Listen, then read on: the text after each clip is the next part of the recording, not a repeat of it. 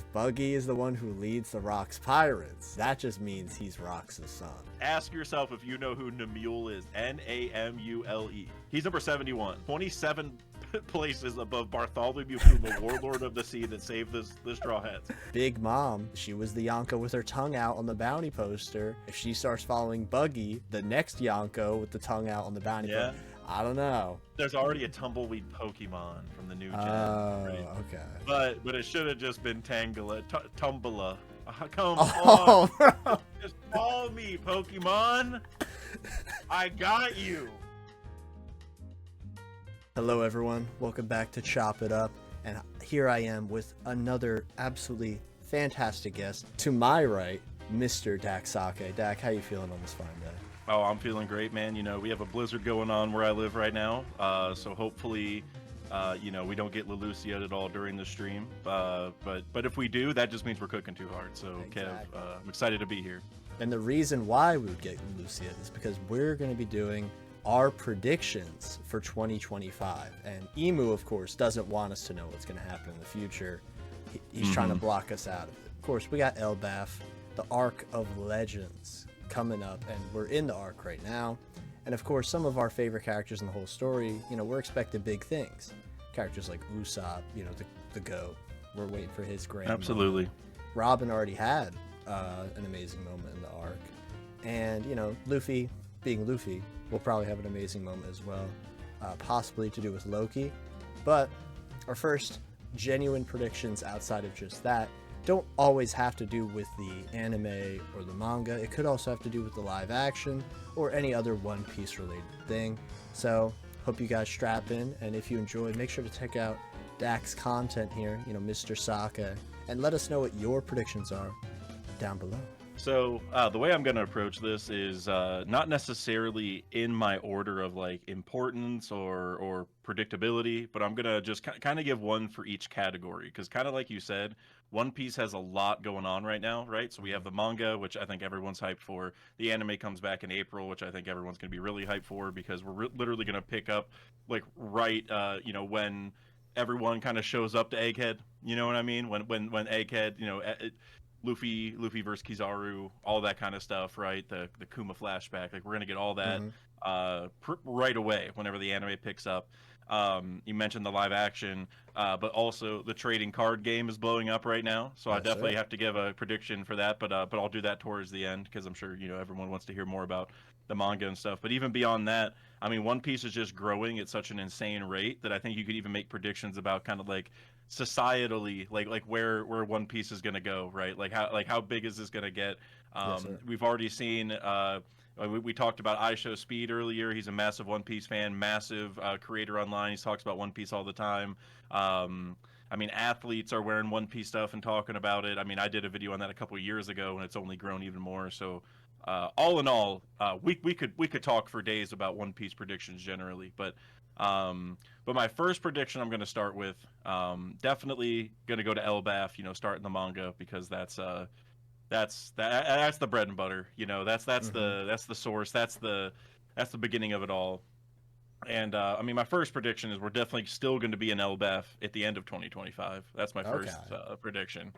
And on top of that, I will just say that I think this is going to be one of the most like chapter to chapter packed arcs we're ever going to have, and I don't even know how to really rope that into a prediction, but I think that for these 30 odd chapters we're going to have for 2025, I guess just my general prediction is like everyone needs to saddle up, because Oda's, you know, trying to finish the story at some point, so we know Oda's, you know, putting his foot on the gas in terms of the final saga, but at the same time, we're at Elbaf, and even like he said, I think it was like over a year ago, like he was wondering if we're even going to go to Elbaf, but Luffy, you know, said that they had to or whatever. Right? He like made a joke that that Luffy, you know, really wants to go here, and we saw that early on with your boy Usopp. I also love Usopp, but I know you really love that panel, and Luffy was right there. So we, you know, there's so much hype behind it that I think us One Piece fans just need to like sit back, saddle up, but at the same time just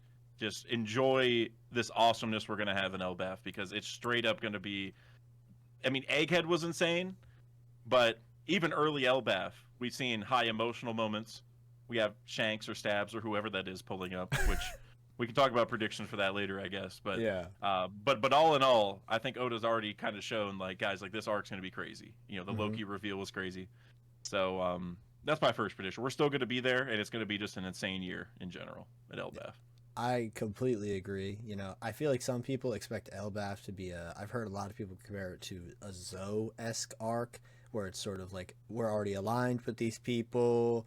We just have this little scuffle here, but with the appearance of the God Knights, especially, at least we assume are the God Hmm. Knights, I feel like that really throws a whole wrench into what's a lot of people thought about the length of what Elbaf could be, and with all the emotional setup we're getting with Robin and Saul's reunion, with Usopp's potential for growth in this entire arc, the Usopp arc, you know, fingers crossed, of course, at this point, because people were fuming about Zoro's arc. Zoro did get a moment, even though he got many moments, or Frankie, especially with Vegapunk. But I feel like pretty solidified. This is Usopp's arc slash Yep. Luffy, because every arc is Luffy's arc. Um, so that's what I'm hoping for, mostly for my. I guess this will be my prediction as well, because I completely agree with yours about Elbaf still going on into 2026 and possibly even 2027, honestly, with how long it could be, For sure. especially because of the setup with Louis Arnaud saying, like, don't spend too much time on Elbaf. To me, that only gives me the impression that they're going to spend a lot of time on Way too Elbaf. much time. That they are not gonna heed his word. You Yeah. know. So I do have an interesting thought, and we talked about this a bit before recording, but I didn't try to delve too into it. So with Egghead, that was the first arc in One Piece that was out of the Four Emperors saga. Now that we're in the final saga, Oda's really trying to set the stage for all the key players in the story. In chapter Yep. 1121, we had that double page spread.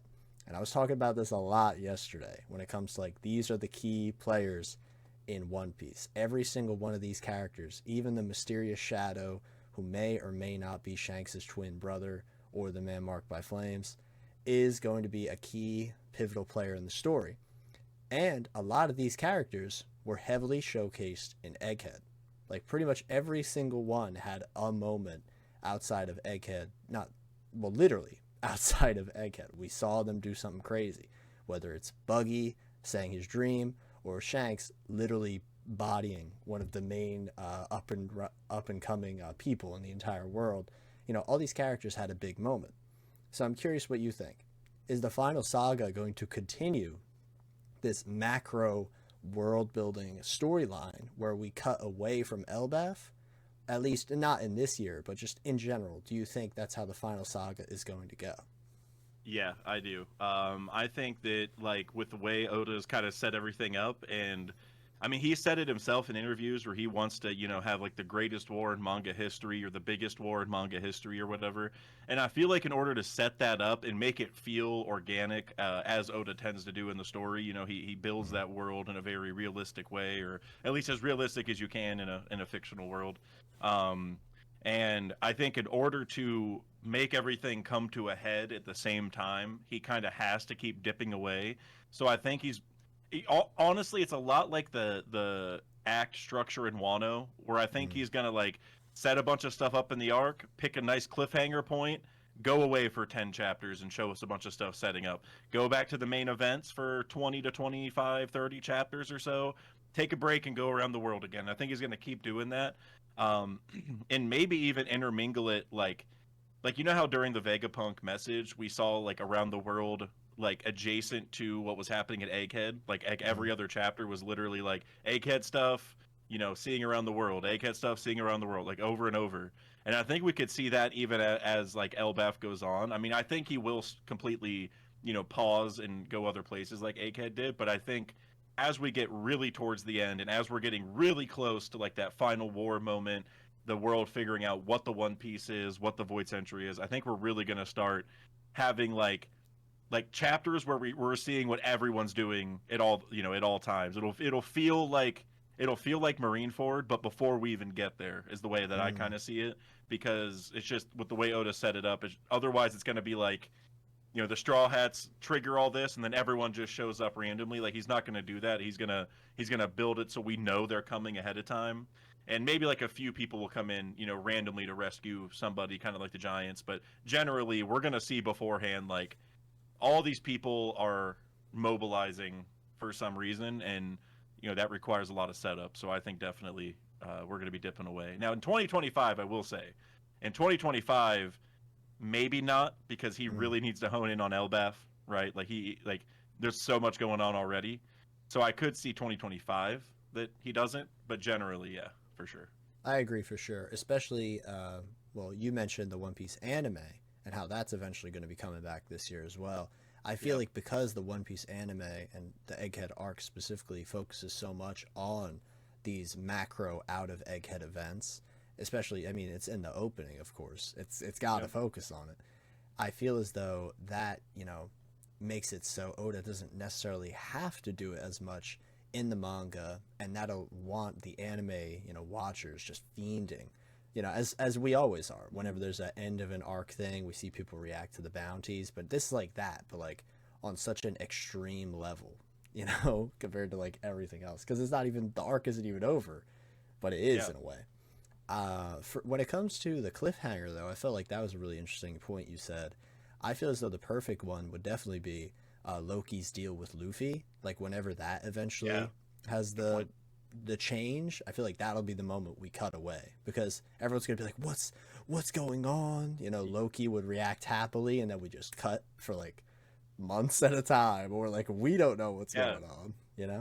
Yeah, or Loki even gets freed, and like we see him stand up, and then it's like, then we just cut away, and so we're wondering the whole time, like, all right, like who freed him? Where's he going? Like what's the next? Like that kind of thing. I definitely agree. Or it could even be that he gets freed, and depending on who frees him, it could tie to what he's said to Luffy, and maybe he's like, all right, I gotta go do this thing because he promised it to Luffy or something, right? Yeah. And then we're like, wait, why is he doing that? Like that kind of thing. That's definitely what Oda would do. That's an Oda tendency right there. Yeah, and maybe if it's not related to Loki's deal, it could be another deal that someone else made with him about the elimination of a not crew member, but a whole pirate crew. Like that would be a crazy thing to keep people anticipating, because it could be Luffy's deal, but it could be someone else's deal.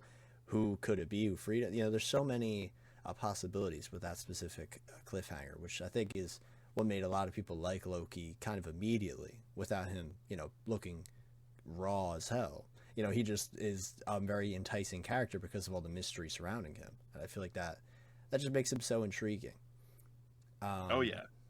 But, obviously, Elbaf, as well as you mentioned, Wano, is a multi-layered place in the One Piece world. And Wano had the different sections of it. Obviously, Onigashima and Wano with the 5 different sections, all like seasonally themed. Right. I feel as though Elbaf could easily, with it being so massive, and we've even seen this with the Legoland that was in Elbaf, that could have been its entire other arc. That's how distinct and unique it was. I feel as though we could have some people in the Heaven Realm, some people in the Sun Realm, some people in the Underworld, and we could have that not just with the Straw Hats, but with like other crews in general. So I feel like there's so much potential for the out of Elbaf stuff, but you get what I mean. Not the out of Elbaf stuff, but in Elbaf, but with other main crews in the story. I feel like that'd be really cool. Absolutely. Because oh, you go. I was just gonna say we could have a million predictions on who's gonna show up to Elbaf, and that could like what you're talking about. That could change that entire thing, and like, I mean, people have talked about Shiki with the latest chapter. We saw Jarl has a sword through his head, like Shiki has a steering wheel, so that's like a foreshadow in my opinion. People really think Scopper Gaban is Colin's dad.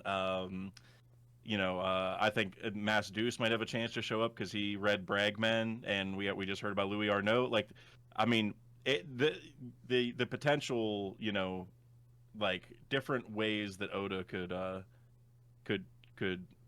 take this arc or this year is just insane. There's so much, and I always have been a fan of the idea of kind of what you were saying, how when we know the final war is going to start, we'll see a lot of people happen at once versus it all being because of one specific group. And I mentioned the double page spread from 1121. I feel like that really solidified that idea. Like everyone is mobilizing. Like even the Marines are going after the One Piece. Like that's which is insane. crazy. And obviously the world government It- as well. So there's like 6 major factions going after the One Piece, and that's not even mentioning characters like the Whitebeard pirates, the Beast pirates, the Big Mom pirates, the Revolutionary Army. Like there are so many groups that are Yep. going to be in the story at the end of it. I've been saying for years now, like, where's Wang Ji at? Wang Ji, former Rocks pirate, led Hachinosu for 37 years. Where's he at? He's not dead. Yeah, Like he's people are around. sleeping on him. I mean, he should be on. In my opinion, he could be the silhouette on He could. 1121. He that's a character that we know is alive who would be worthy of being on that page. Yeah, That we don't know what they look like, so they'd be silhouetted. That's honestly who I think it is. that'd be Um, awesome. And especially yeah, because you know, one of the main mysteries of One Piece at this point, like the biggest long stand, not well, technically long standing. It's been a long time. Is the Rocks crew. Like we still don't yeah. really know anything about these guys outside of Big Mom, Kaido, and Whitebeard. These are like the people we knew. Oh, and technically now Boa Hancock's grandmother, which was a pretty shocking. Yeah, Gloriosa. Well, it's not her grandma. I don't think they're directly related, but Oh, okay, it's her grandma figure though for sure. Like okay. that's basically what she is to her, but not blood related. I don't think. Like I don't even know if we technically know, but I don't. I think it's implied that they're not. I'm pretty sure. Okay. I always assumed they were like family in some way, but it could easily be that. It's But adopted or whatever. yeah, yeah. But regardless, and we know Bakken as well, but Bakken is just a complete wild card character Yeah. still. It's just like, all Yeah. right, we don't really know you. You're just kind of there. Even You'll be Marco's important like, though. yeah, Yeah, Marco's like, "Oh, what are you doing here, lady? Like, like Weevil protected the island. He's cool, but Yeah. who? Like, what were you doing? You know, like, weren't you on Rox's crew? Like, what do you know? Can't you? I mean, help! Like, you're just complaining. Yeah, But it is really funny, like how we know Stussy so significantly more than we know Bakken. And Stussy, we've been following for like hundreds of chapters, and we've seen her through mhm. many arcs and do many things. And now she's like an ally, technically, character. It's just her arc is so interesting to me, and Bakken is just like still there, still just with Weevil. Yep. It's so funny how they're like Yeah. completely different. Yeah. Well, Weevil got taken to Impel Down, so now she's lost. Mhm. But before then, and actually one of the first times we saw them, she like kicked Weevil or like hit him with her cane. Yeah. And he said it hurt, and I'm like, okay, so obviously, I mean, maybe he's joking, but at the same time, like, she's in Rocks and he's like a tank, so I don't know. I feel like she might have some hidden potential, some latent Lao G-esque Oh yeah, potential. the hockey cane attack is gonna go crazy Yep. when that's confirmed. I Uh, can't wait for that.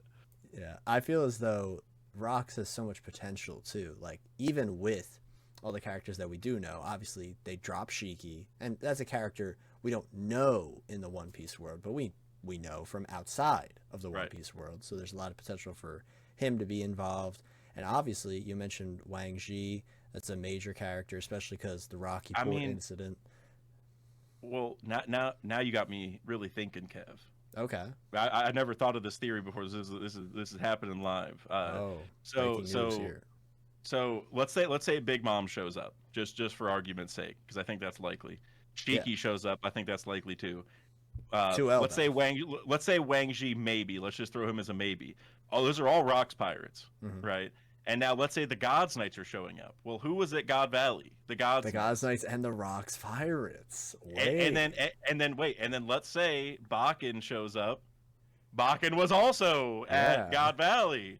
And then let's say Weevil does get freed at some point. That's basically having Whitebeard back. So now Whitebeard was part of the Rocks Pirates.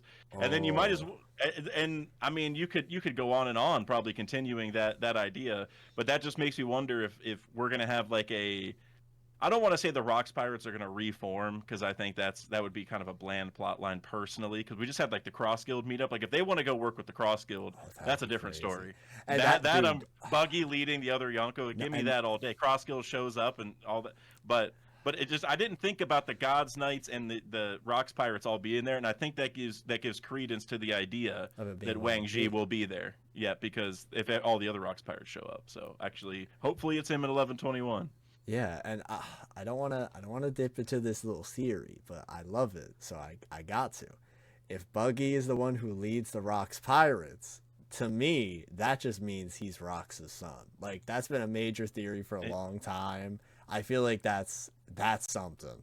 If he starts leading it, Big Mom, Kaido, like, and especially think about it like this: Big Mom, she was the Yonko with her tongue out on the bounty poster. If she starts following Buggy, the next Yonko with the tongue out on the bounty poster, yeah. I don't know. I Hey, don't know, I man. mean, I like the idea. I mean, I got my own theory about Rox's son, but I think that's Crocodile, who is Oh right under yeah, Buggy, so it yeah, still works. It exactly. doesn't even make much of a difference. Because you know And I Zebe. kind of like it better, just so it would be like Buggy surpassed Rox, because Crocodile has given up on his dream of being Pirate King, and Buggy hasn't, and Yeah. so I would like this idea where Croc is like. Because remember, Rox also failed, right? Rox, he lost. He died at God Mm, Valley. And so it would make sense that if Croc is Rox's kid, he wouldn't be the leader because it's like you need a better one, which is Buggy. Buggy is better than Rox. Like mm. that, I'm like give me that all day, because Oh, that's Buggy's kind of motif in my mind. ooh, and you know what else I kind of like it? Because think about it like this: if these four are like the final Yonko, who obviously they are, Hmm. Shanks was like the inherited will of Roger. Like he was supposed to be Roger's successor, but he chose not to be. And then Yeah. Luffy inherited Roger's will. And you could say the same thing possibly with Blackbeard inheriting Rox's will when the actual person who should have been is like Buggy or Crocodile. So they have that kind of dynamic, especially with Shanks and Buggy being I like like that. brothers like that. You see what I'm saying? I like that because like Shanks and Luffy are both Roger related, not blood related, but like Roger connected or Yeah. Roger coded, and then Buggy and Blackbeard are Rocks coded. That Yeah. we're cooking. I never even thought of that's so simple, but we're cooking. Yeah. That's so obvious. And again, going back to like the son, the father son.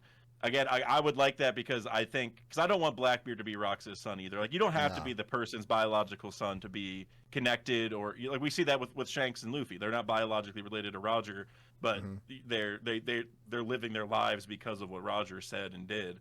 So you Yeah. can do the same thing with Rox, where those two do the same thing, and then just to have Croc under him, who is Rox's kid, like that to me, Oda, That's so please, good. if Oda, if you're listening, So because good. I know you are listening, Well, please. Emu's listening. Emu's always That's listening. true. Remember. And hey, you know what? Speaking of Emu, can I go on to my next prediction? It's not Oh, really 100%. it's okay. 100%. It's not super emo related, but well, it is. But it just made me think of my next prediction. And I didn't want to forget it. Okay. And that is that we are going to see the Heaven Realm in 2025. And I said this on my redacted video, and I'm probably going to do a full video on it because it connects to Usopp. Mm, But I think the Heaven Realm is going to be the same as the Spirit Tree area in Skypiea. Like remember how there were the ooh. spirit trees holding the souls of people's or yeah, like the souls of the ancestors. Yeah. And then remember how Nolan cut those trees down and it made everyone really mad, but then they found out that he did it for a good reason and then he like became like a hero to them. Mm, Well, I'm wondering if Usopp again, I don't know if this will all happen this year. I think the Heaven Realm will, but I think Usopp might be the one to figure out that the Heaven Realm is making people sick or is gonna like do something bad, and so Usopp goes to the Heaven Realm and starts doing something that the Giants don't like, but it somehow ends up in him becoming a brave warrior because he saved them or whatever. mm. Because he and Nolan have all these connections, right? They're both botanists, and Nolan's the one who found out the trees were getting people sick. So I think that's going to be the connection. Usopp is going to be to the Giants because of the Heaven Realm to what Noland was to the Shandorians. And it makes sense it'd be Okay. the Heaven Realm because of all the Skypiea connections there. They'd pretty much be in the sky at that point. Hmm. So, and You it's could. also, you got to think the Adam tree, it's a person's name. Is it because there's a person's soul in it or Oh, whatever, right? There's all sorts that's of connections. that's It's a good fire. video. Sai was cooking in the redacted Yeah. video. Shouts aside, he was the last Yeah. guest on this show as well. So what do you know? Yep. What's it called though? I really like that idea because obviously a lot of the Viking aesthetic, and we've even seen this in Big Mom's flashback about Valhalla and like ascending to be, in a worthwhile, death. And think about it. If they're Yeah. literally ascending to the heaven realm, that means there's probably a bunch of bones and like rotting stuff and like mold and stuff up in that tree. And think about it. Obviously, the sun realm is directly under this rotting, moldy, possibly bone filled. Do you see what I mean? That's a good point. That's a Yeah, yeah. I great didn't even think way about for a that. bunch of disease to just like fall. And think about it like this. In the Legoland section of Elbaf, all the people in Lego Elbaf were shook. They were like, "Oh, it's the tree is burning. The tree is burning." If the Think tree about falls, the country is done for, is what they Yeah, said. and think about it like this. Let's say there's a burning area of the sun realm. That wouldn't burn the ice realm because the ice realm's frozen. It would only go up because heat rises, of course. Say all that stuff from the Yeah. heaven realm burns, and then death rains down from above. Like Yeah. that is so Well, crazy. it, it could be that because of like what's going on at the top, like maybe like the middle of the tree is like poisoned or whatever, and maybe Mm. Usopp is the one to find out like, oh, this tree is gonna fall soon, and so he like promotes like destroying it or whatever because he's like there's no saving it. It could all, and actually so that this wood is what made the Sunny, and remember Usopp's whole thing was saving the Mary, and it'd be a really cool thing if they flipped it where Usopp's like, guys, you have to get rid of the tree, and the Giants are like, no, like this is our tree, like we've lived here forever, like we're not going to give this up, it's like their It's ship the essentially. opposite of, and oh my and, God. and Usopp's sitting there like, no, I've been through this, I know you love it, and like But you it have to let it oh go. You Oh, have to. and something I wanted to say earlier, shout out to Sai for this idea, but Okay. I think all this could lead to Elbaf not being called Warland anymore because we already know that they're A changing their warship. name to Uso Land. Oh, bro. See, I thought you were cooking the idea of turning the Elbaf tree into a ship, and Well, they you could do that are on a too. big old ship. But Usoland, oh my God, that would be That that's how he becomes a brave warrior of the sea. Is yes. they rename Elbaf to Uso Land because he's a brave warrior and he gets memorialized in And Elbaf think about it. by because he saved him and all that. And think about it like this. It goes deeper. Elbaf isn't named after like a place. It's named after a god, the god Elbaf. And who's a god? Yeah, God Usopp. Usopp. What if it's not even Usoland? What if it's just Usopp? Elbaf is Yeah. just renamed. Dude, that Well, would be well, crazy. Well, because obviously we know the Noland Uso Land connection, right? Oh, But of course. does everyone know that in Skypiea they made a play like an amusement park called Usopp's Rubber Band Land I did in not know that. Skypiea? I did not. Yes, I in didn't know it the was called that. I remember the art though. I remember yeah, Isa well, was there, the old lady was there. yeah, that I mean that's like the English translation I saw. I mean, I don't know if officially it's something else, but that's but yeah, so like because he sold them rubber bands before he left, and they like never saw rubber before, and Hmm. with all the Skypiea connections here, like if Skypiea already has an Usopp land, and the Tentata call him Uso land, Oh, what we gotta let's complete the trifecta. Let's yeah. get Uso land somewhere in Elbaf. My idea at first to side was we call it no land because like maybe like it gets But there destroyed is and no so there's no land. more. Exactly, but then he said Uso land. I'm like, no, screw it. No, that I like that That's way so more. much cooler. That's so much Yeah. cooler. And think about, oh, it goes deeper. It goes deeper, right? Because think about it like this. Let's say Loki is the king of Elbaf. Obviously he is. You're Well, supposed to be. supposed to be. Yeah. Loki is a trickster god, and tricksters tell lies, and Uso means lie in Hmm. Japanese. So it's the land of lies. So it's Loki's land, but it's also Oh, I love that too. Uso land. Like, dude, nah. Yeah, There's if so many Loki ends up being the layers. king, then it's perfect that he would be the king of the land of lies. There's so many layers to this. Now I love this. Yeah. Oh, Now let's be and this whole arc's about like trickery so far, right? Like yes. illusions, and so it's like if it's the if it and you also think about Louis Arnault because the reason the book is called Brag Men is because people didn't know if the stories were real because it's like are these just men bragging like Hmm. Usopp does where he's like telling Kaya all these to make himself look like a crazy pirate like oh I've been to all these crazy places defeated these strong people. It's the Hmm. same idea but in book form, and so for Bragmen to be brought up at the start of Elbaf, we know that, like what's real or not is going to be a big focus here. Mm. So, I'm You know, pumped. That's all I gotta say. I'm pumped. I just had a thought actually. It's really interesting that you bring up the the illusions and stuff because that's kind of one of the main themes of Egghead as well. You know, the one of the first quotes we got in the entire arc was "What's real or not doesn't even matter." You know, from the Yeah, goat it's a Atlas. tale as old as time, or a Yeah. question as old as time, or something like that. Yeah. So I'm so curious if that implies that as the arcs go on, you know, Elbaf having a very similar, not message at the point, but theme is interesting to me at least. You know, our expectations of what something is isn't always what it is. You know, we got that with the people who live on Elbaf who are seemingly trying to be very peaceful. You know, most of them at least. Hmm. We know some people are still trying to pass on the Elbaf, you know, warrior mentality, but it seems like the culture shift is defying expectations for a lot of readers And at this point. So that's really yeah, interesting. and I wonder if Usopp's lies could kind of tie into that, where maybe they do become a civilized society, like they continue that, but maybe like they keep the tales of the giants being like barbaric and powerful, because like I mean it would be like a lie, like people coming there would expect them to be like these brutes, but they're actually really nice. Like I wonder if Usopp could somehow tie into that, where he's like creating like all right, like I'll let you guys, like not that he has much of a say now, but once he becomes brave warrior of the sea, it's like all right, I'll let you guys be nice and stop all this battle stuff. Real quick, if you're enjoying this video so far and want to see more of it, please consider subscribing. Any support would be greatly appreciated. Mini Lelucia right there. Emu got my microphone for just a second. So, but we're back. Even knew you're about to say something big Yeah, time. I had like a big brain blast. So you mentioned Usopp keeping the lie of them being strong so they can actually, you know, progress in a different way.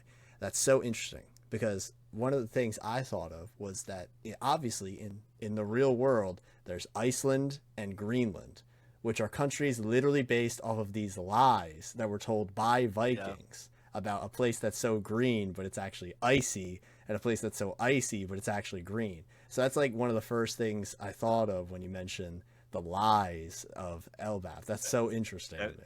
and Elbaf already has both of those, right? We've already seen the Iceland and the Greenland Exactly. Elbaf, because and so honestly, if you think about it, tying to that exact thing, depending on which layer of Elbaf you went to, you'd be writing a different story, right? Like if you went to Exactly. the bottom, like Elbaf is this frozen wasteland with giant monsters everywhere.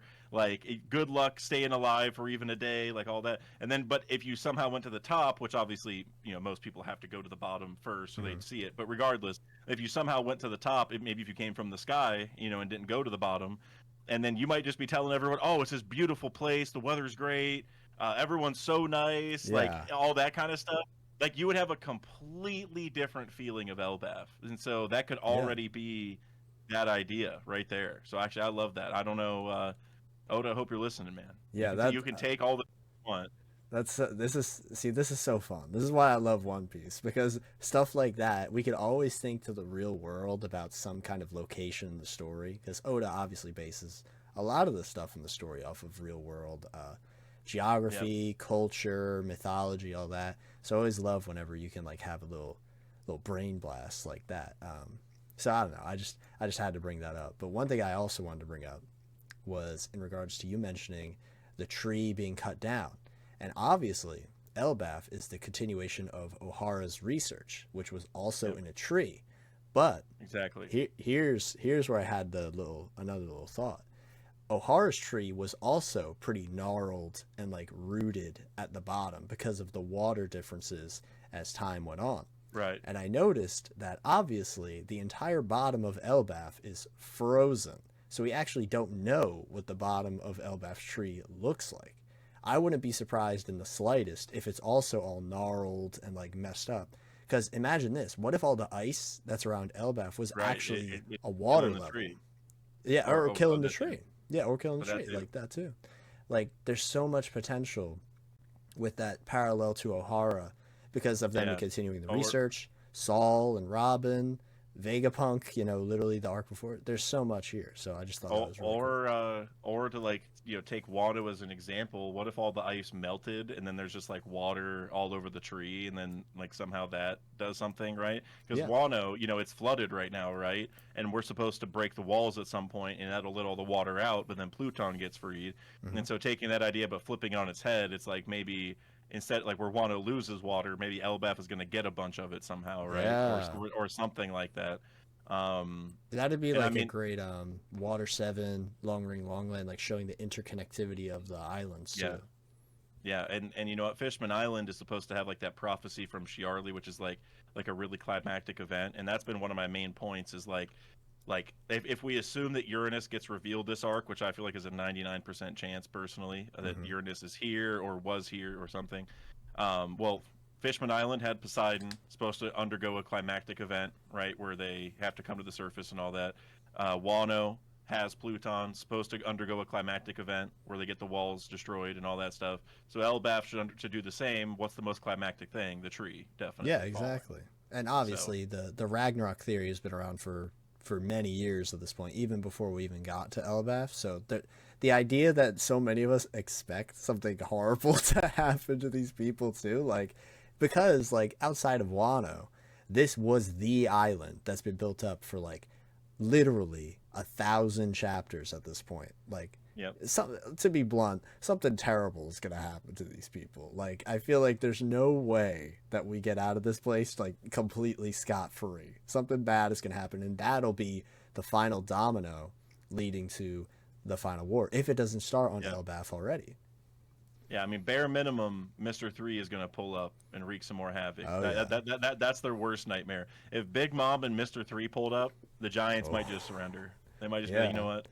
what, we've had Um, enough. It's been 1,000 years of struggle, but these two, and think about it like that. If back to what we were saying about Big Mom and the Rocks possibly joining under Buggy, Big Mom and Mister Three, both enemies of the Giants as well. And now we exactly. we did have a pretty long ramble, but let's go into our next prediction, which is Buggy related. Obviously we love Okay. Buggy and we love Usopp. So my prediction for Elbaf, another thing I think is going to happen in this year, is that another Yonko crew is going to head to Elbaf. Now, are they going to reach there in 2025? I don't think so. But they will at least be heading there. Now, I say this because we had this in Egghead as well, with some of Blackbeard's crew members heading to Egghead, and we literally didn't see them for like, I swear to Right. God, like a year. And that was obviously Katarina and Van Auger. And they had a And they were little, there for like 2 seconds. yeah, but here's the thing. It was so impactful. It was so impactful. Like we were talking about it on your stream, that the world panel alone added Top so tier. much coolness to like Blackbeard's crew, even without them really doing anything. They just touched Saturn and left with Caribou, but that's all they did. They didn't need to do Yep. anything else. That And that that that side eye from Augur, like uh, Usopp. I love Usopp, but Usopp has never had that much aura, and Augur just had to do one glance, and it was just I don't know. When Usopp said "have faith in Luffy" to Robin, that was pretty I raw. mean, I mean that's peak, but that's not aura though. That's You true. know, That's like like true. like like Augur has aura. Like you like that word started getting used a lot in the last year, and it was probably because of Van Augur. I mean, You know, they he sound he was probably similar the too. first one. They Yeah, sound similar. Van Aura, Van Pandora. Aura. Yep, you're right. Yeah. I mean, all I'm saying is, If Usopp starts no diffing Crackers Biscuit soldiers like Augur was, then it'll be insane. But at I this mean, point, I'm ready for it.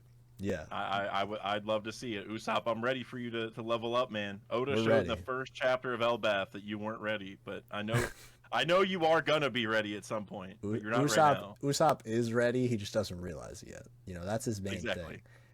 So my two expectations for Elbaf were that it is going to go, like you said, to 2025, and that we are going to have another Yonko crew come. Now, specifically, I don't think it'll be Shanks. I specifically don't think it'll be him. I feel like that's a bit too fast because I guess this could technically go into another prediction. Is that well, I don't know. It's hard to say. I was gonna say that the guy in the hood is Shanks, so his crew can't be coming. Yeah, But that does that's imply that he is there, so he is a Yonko crew. So that's a bit tangential, but I do hope it's yeah, Buggy. but if he comes by himself under the the guise of like the world government, it's different than like a Yonko crew. Like Yeah, it is a Yonko, but it's a totally different situation. yeah, Like yeah, like because I agree with that. I think it is Shanks. He's probably gonna come and do like maybe he'll clash with Luffy or something, but it's not gonna be a situation where we have a full Yonko battle. Like yeah. it's gonna It, be a quick thing. It's gonna be like a lore thing, and then he's mm. out. or if it's like a tragic thing, it'll be like a Luffy Sanji, Luffy Usopp situation where it's like, Yep, that we could have met, but it was this way. Something really tragic it, about it. and that's why I really hope it's Shanks, man. I mean, Because that's it's so just peak. that'd be That's so so like peak. if it's not Shanks and Shanks is just a good guy and never gets to have this moment, it's just it'd be so much better if Shanks was like, all right, Luffy, like I know I didn't tell you about all this, but I got my reasons, Yeah. something like like give me that, And think man, about give it. me all that. Think about it like this too. If it is Shanks and Luffy does see him, what if Shanks is like destroyed? He's like, I didn't want you to see me like this. Like the image that he built in Luffy's head is like destroyed now, and Luffy's gonna be like, Shanks, what do you do? Like think about all the emotional baggage of this But then scene. but then Luffy would still be like, but I know he's still him. Like it kind of like Yes. with Sanji, And where he's like, I Usopp, know you're the yeah. one feeling all that pain. Like it's gonna be the same thing. Yes. Where with Shanks, it's gonna be like, all right, man, like I don't know why you're doing this, but I know this isn't you. This You isn't know, you. and that would be a very interesting thing with the whole Shanks twin thing. Like if it looks like Shanks and we know it is him, but Luffy's sitting there saying like this isn't you. Like this is Mm. not the Shanks I know. Then it's like then Emu's powers come into question. What's really going Yeah, on, is right? Emu. That's what I want. I did mention this on the last one, ironically enough, but the Emu ink power. What if Emu like Yeah, drew Shanks, like a clone of Shanks with the ink fruit? That could be crazy. And again, I like that more than the twin because it's something Emu did specifically, and it makes Emu more like cruel and vindictive, which I think makes Emu more interesting. yeah. I think it could be like, I talked about Moria's powers a lot, which relate to your ink stuff because it's just like a similar vibe, right? Mm-hmm. I mean, what if it's just like where in Thriller Bark they took like someone's shadow and put it into somebody else's corpse? What if they kind of like flip it around and so it's like it's Shanks's I guess if it was straightforward it'd be Shanks's body with like another soul in it, or it could be the reverse where it's Shanks's soul but like a body that Emu made or something. So it's Mm. like he needed like a soul to inhabit it, or like the stronger the soul is, the stronger the body, kind of like with the shadows. And so maybe the ink, like you said, like he literally draws it because I mean, whenever we see everyone like regenerate, it feels like that like wasn't even like the Gorosei, like it felt weird, like I don't know, like it wasn't their real body or something, Yeah. right? And so It's, what if whenever you go through the circle, it's just not your normal body, and that's why that's what's happening. yeah, and I mean, like, obviously, it could just be a Black Lightning hockey esque thing, but it was so well detailed with the amount of like thickness in the ink, Yep. lines that Oda would draw the Gorosei. Even their boxes when they talked were significantly thicker than like every other box in the series because the brain rot consumes. I did have to check many boxes of text, and I did, and I just thought that was interesting. You know what I mean? Like that's a Is it two people strange. talking or something like at once? Is that Yeah, like it is could be that why something they're like thicker? that. Like Yeah. I mean, when Um, Saturn died, you could see what looked like some like souls leaving his yeah, body, like the the black stuff. little Like, you saw like a little blobs. smiley face, or what it looked like a smiley face. I'm not really sure. Yeah, maybe that's like part of Emu's will, which is like the opposite of Big Mom's ability, taking souls. He's giving his own soul to these people. That could be interesting. or or taking it from other people that they've killed before and True. then hoarding it, like where Big Mom can take souls without killing you. I mean, she also can kill you, but she can take like a month, right? But Mm. Emu might be like, well, I actually need you to legit die, and I get like Yeah. your base level, like what Brooke had come back from the underworld. It's like I'm gonna grab that and utilize that, and And you think about Brooks' time skip, they literally mention those circles were trying to summon stuff from the underworld. Mhm. So I'm wondering if Emu's like it's kind of like an alchemy thing, like an exchange. Like you need one soul for another one. So it's like if you go kill somebody, then by sending someone to the underworld by killing them, you can bring something up, right? And so that's why they've like maybe every summoning requires a certain amount of souls or something, right? And so they can only do it so often. I don't know. I'm sure Oda's gonna have some like rules to it, but I feel like people dying has to be tied to it in some way. Definitely. Because that would be a perfect antithesis to Luffy, because Luffy specifically does not like killing people, so he could just see them suffer. And Emu, obviously, trying to be, in my opinion, the most antithetical Luffy character in the story, has to just kill them immediately. Like, of course, it would just be too perfect. And imagine if Luffy not killing everyone came back to benefit him, because then Emu would have been able to use them. Like if Emu can use whoever's in the underworld or something, right? Mm, Whoever's died, like because you also got to think that like fans don't like it when dead characters come back. Like I mm-hmm. definitely don't, and I think Oda knows that. Like Oda's like flirted around with it, like with the zombie stuff, but he's never actually brought someone back. And so what if it is that like Emu like maybe can do that or does something adjacent, like uses dead people's powers, right? Yeah. Like not bring them back but very close, and that could lead to this whole Luffy thing where Luffy not killing them like kept them here so then they could come fight with Luffy later instead of Yes. Emu getting to use them forcefully, right? Yeah, I think that would be really great, because one of my personal, again, this is obviously all speculation with the ink theory, but one thing I love in a series is when there's like a big bad who's like a culmination of so many abilities or powers, and it basically gets you to reminisce on, oh, I remember that. I remember that. I remember that. Like, how cool would it Yeah. be if Emu, like, first move Emu ever uses is like Arlong's shark teeth move? How cool would that be? Or like Yep. Crocodile's Sable's like sand like slash move. Stuff like Yeah, or that is or the, or, so or the cool. hook. Yeah, yeah, and stuff like that is so compelling because it's like a video game, like those fighting game characters that are like the amorphous blobs that could just turn into every other character. So they're just so OP. And Emu, being the villain of OP, just makes sense. Yeah, and thinking back to Crocodile, Luffy had to like like cover himself with water or blood or something to be able to hit Crocodile. So I'm wondering if he's gonna think about that when fighting Emu, because we don't really know how to hurt the Gorosei permanently other than like Joy Boy rope level hockey or whatever. Mm. But maybe there is a trick, and so Luffy has to figure it out just like he did with the water on his fist, where like you go back to the photonic gloves from Egghead. It's like that's like having light on your fists instead of water, and so maybe it's something like that, or Mm. I don't know what else it could be, but that's actually a video that I'm kind of working on, which is like how every villain foreshadowed Emu is basically Mm.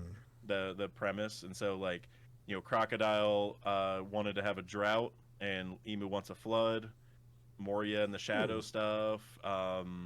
I pretty even big talk mom. about oh yeah, all those, and I even talk about Axe Hand Morgan, because like Axe Hand Morgan was like our first example that like the government aren't, or the Marines aren't the good, well, are always the good people, right? And he also was someone who was way at the top, just using everyone under him for his own gain, and literally did not care about doing the right thing, even if his son was going to get hurt, right? Like he did Yeah, not care. Like he's just a terrible person. And so like getting that example and how bad the government is. Arlong's a big one, because he remember the reason that the fishmen don't like the world nobles, well, I mean, because of the slavery and all that, but the reason that they're able to have fishermen slaves is because they buy them with all the money that the world nobles have. How do they get that money? Through the celestial tribute. What did Arlong do to the people of Kokoyashi? Essentially had distribute. them do his own celestial tribute, basically, right?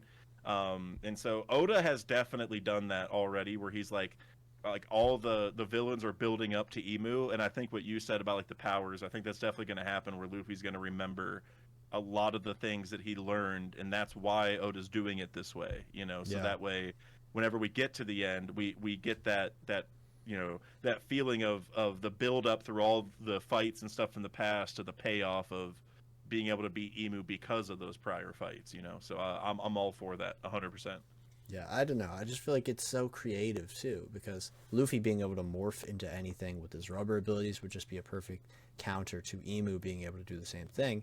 And it builds up to make Emu feel as though they are really the big bad, because they are not only the person who caused every other villain to be a villain. They caused the system to exist in the first place, so it makes sense Yep. that they're able to use all these abilities in some form, not literally, but a mimicry of these abilities in some way. I For think sure. that'd just be really interesting.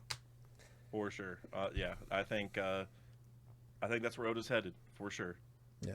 So Dak, what do you have for your third prediction? It could be about anything. If we want to continue just gushing about Elbaf and the greatness, we can do that for sure.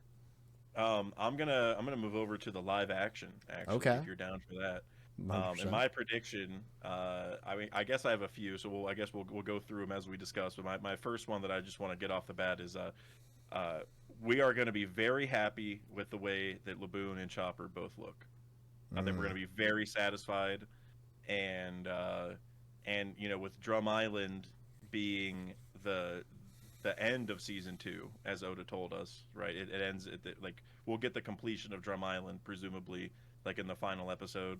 mm, I guess I also just want to throw on that that I know season one did a lot for One Piece, and obviously we have season two. It was a massive success, no doubt.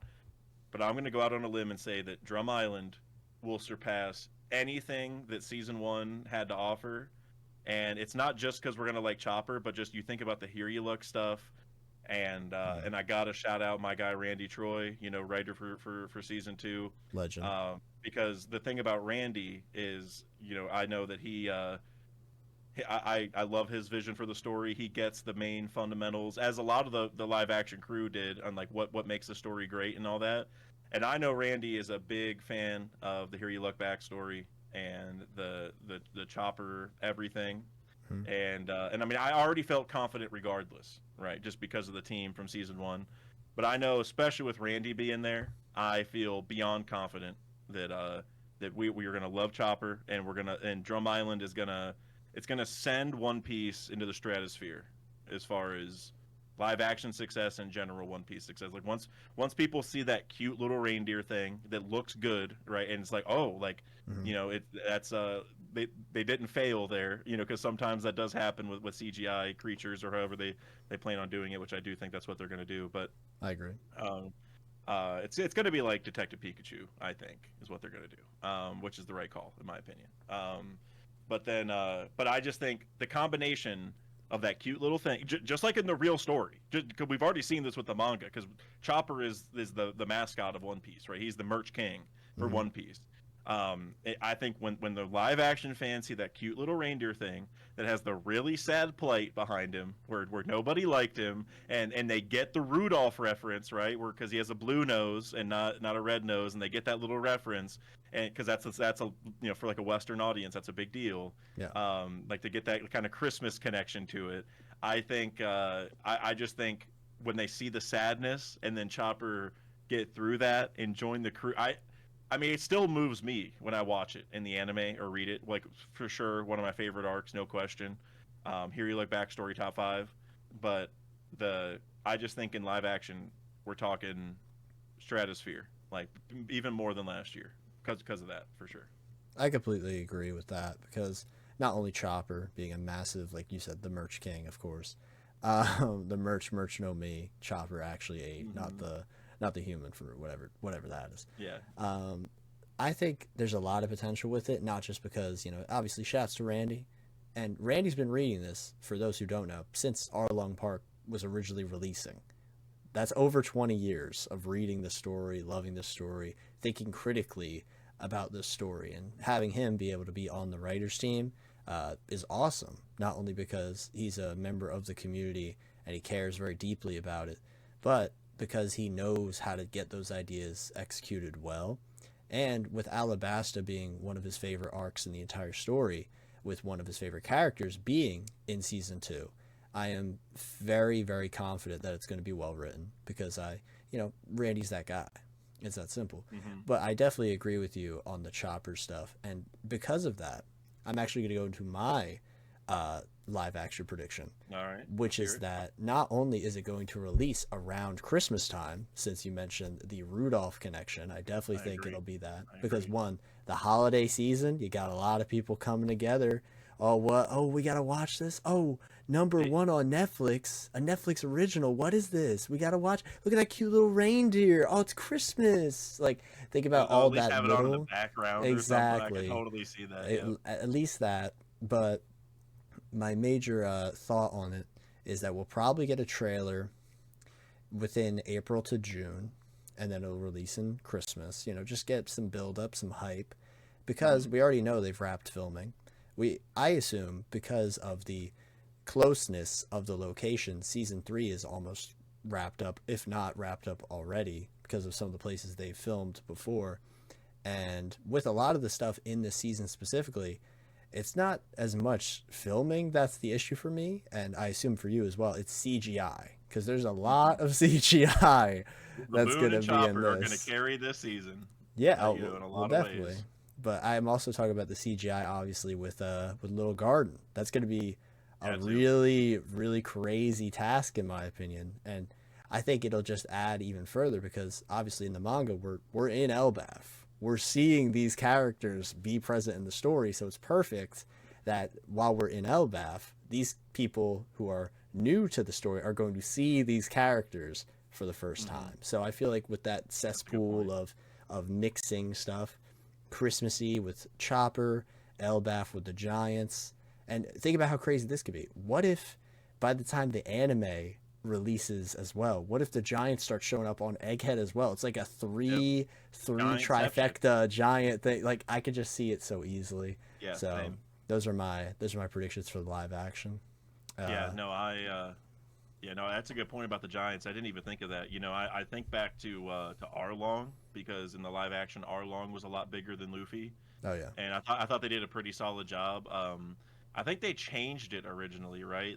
It was either that Arlong was too big or too small, and then they fixed it, and the second one was a lot better. So, that I feel confident about that. But I do agree the CGI is a big deal for season two. definitely. I feel confident after season one, so I got no reason to be too concerned. But I mean, you think about the Lord of the Coast, he was solid. So whenever Yeah. I see Laboon's gonna be fire. I mean, Oh, I, 100%. anyone watching, like, listen, I'm gonna be reacting to those episodes, and when I see my boy Laboon, he ain't gonna be an iceberg. I'll tell you that. They aren't skipping my boy. They aren't doing the four kids route. They Yeah, are. Laboon's gonna look sick. I'm he I'm, will I'm look. excited. He'll look He's great, gonna man. look sick. Chopper's gonna look cute. The Giants will look legit, and we'll be on to season three. Like, Yeah, and there's even some there's I almost lose it again. There's even some stuff that I didn't even think about, like characters. Obviously the abilities looked pretty great in my opinion in season yeah, one. Like for sure. Luffy's powers looked pretty great. Of course, the legend Buggy looked absolutely amazing. Uh, and I'm excited for him to be in season two as well. One of the greatest characters of all time. But there's other CG that's going to be shown for the first time. Like our first Logia fruit is going to be shown. I'm so curious to see how that looks in the live action as well. How they're going to execute that. Wait, who? Crocodile? No, Smoker. Or oh yeah, I guess we well. Oh yeah, because we will have Logtown. I always forget about that. Yeah, we will have Smoker. Yeah. So I'm just really curious to see how many things they do. And one thing I'm really hoping is how they deliver the crocus scene. The one with the stare down. I want it to be like. Please, please. It'd be so They funny. gotta do it. They gotta do it. Like everyone knows that's hilarious. Yeah. Like that. That's a classic. That's like if you're gonna get the live action fans to start getting into like the overall One Piece community, it's stuff like that you got to kind of include because like everyone needs to know that reference. Like Yeah. that's so classic for One Piece. Yeah. It's such a. Um, That would be perfect. yeah. That would be perfect. Oh yeah. Um, yeah, man. I think the live action is gonna be amazing. I don't really have any other predictions for it, which I feel bad about because I feel like I'm just like too excited for it. Like I don't have like a like a negative prediction. You know what I mean? I Or mean, like I feel like that's like for the better, I know, like, but it's but all, like genuinely, I'm like season one was just so good, like mm, that. Like any critiques I have, I feel like I'm just coming up with critiques just to have them. You know what I mm. mean? Like not that I really have like an issue. So yeah, I'm excited, and I also think Whiskey Peak's gonna be fun. I hope so.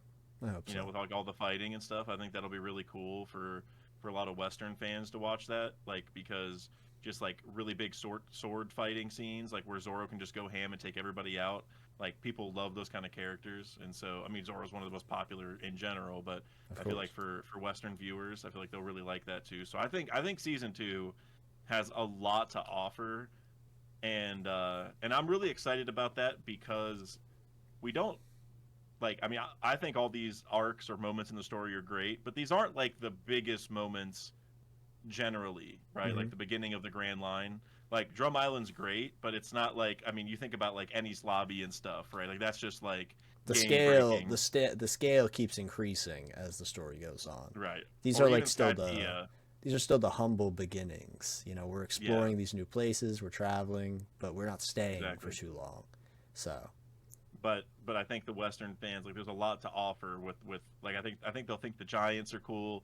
I think Laboon will just like that CGI will just be like it'll be so massive, right? Like the scale of things, it'll make the Grand Line feel really crazy. Then we already talked about the Christmas stuff. Like there's so much there for Western fans that it gets me really really really excited. Um, and yeah, I mean hopefully season three comes soon after. You know we've been yes, waiting too sir. long Yes, already sir. for season two, so. And of course, we were talking about Randy, loving Alabasta. I'm going to Oh be yeah. honest. I fully expect all of season three to just be an Alabasta, just mega journey. So we're like, it's like, oh, if you're not invested in these little locations, all right, you are stuck here for 8 to 10 episodes. You are here with A- us. and that's a lot easier from a budgeting and logistical standpoint Mm. for the for the team because they can just do all the episodes in the one place instead of having to do set after like different locations, right? That's costly. Yeah, But if they can just stay in Alabasta, they just go get a desert area for a couple weeks, you know what I mean, and record everything, and then they're kind of set, of and then course. because I mean, you could like it's tough because they've been doing like what 7 or 8 episode seasons, or that's what they're aiming for, or something like that. And like I don't know if you could squeeze 7 out of Alabasta, but they could just do like a shorter season that's just Alabasta, and then have get ready for the next season after. You know what I mean? Like I just think to I kind of keep the think production going. I think they Because definitely that could do. seven's a lot. I think they definitely could do a whole season on Alabasta because think about it. It's not just Alabasta stuff. It's we're going to Yuba to find that one man who was looking for water. We were. It shows a lot of exploring before we get into, the actual action. And I feel like if they really develop that world building aspect, it'll make a lot of people, more intrigued in the One Piece world. And obviously, season one, it was able to do stuff that, gave us, you know, new watchers different experiences. Like all the Garp stuff, Hmm. that was completely original, obviously, in season one. Yeah. So they could do stuff in Alabasta to do that, like probably following Smoker and Tashigi doing a bunch of stuff. That would be like their Yeah. Garp equivalent, obviously. I guess I'm just thinking like that with the pacing they've already done. If they did 7 or 8 episodes of straight Alabasta, I feel like that's just a lot. Like I feel like it's Mm. just a lot of like the same place, and I know what you mean. Like I can definitely see 4 or 5 episodes, but it feels like they'd probably be stretching it if they got to like 6 or 7. Like they're almost just increasing the length just to, make it that long. Like I think they can get through the content a lot faster. Yeah. I also I mean like they might do it just for money reasons because it's like hey we can milk more episodes out of this and like not take a lot of money, and so I could see that. But I guess if they do it, it's for money reasons and not that it's necessarily the best thing. But like you said, if hopefully they would throw in a lot of Smoker and Garp stuff. Like we know Smoker's involved in Alabasta, so maybe Yeah. they could somehow expand upon it. But even then, like I said, it's just 7 episodes for a single place. Unless we're at Wano, That is because it's true. just so long. Um, I don't know. I mean, but I could definitely see the full season. They might just shrink it to 6 or 5 episodes, but I could Yeah. definitely see it. I could see that for sure. But yeah, for the live action though, I'm very excited. I have a lot of faith at this point. You know, I know a lot of people who watched One Piece for the first time through the live action, so I'm very hopeful that the show continues to be of a solid quality. Very, very hopeful for that. Yeah, But same.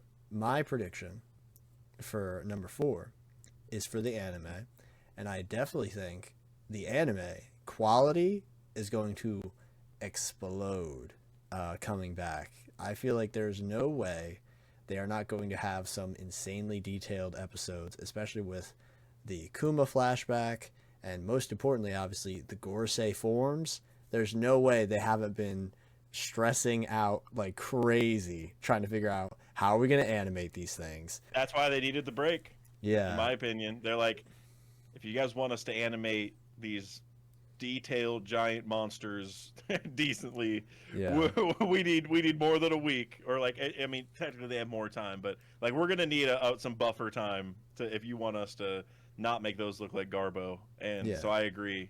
We're talking movie quality, I think.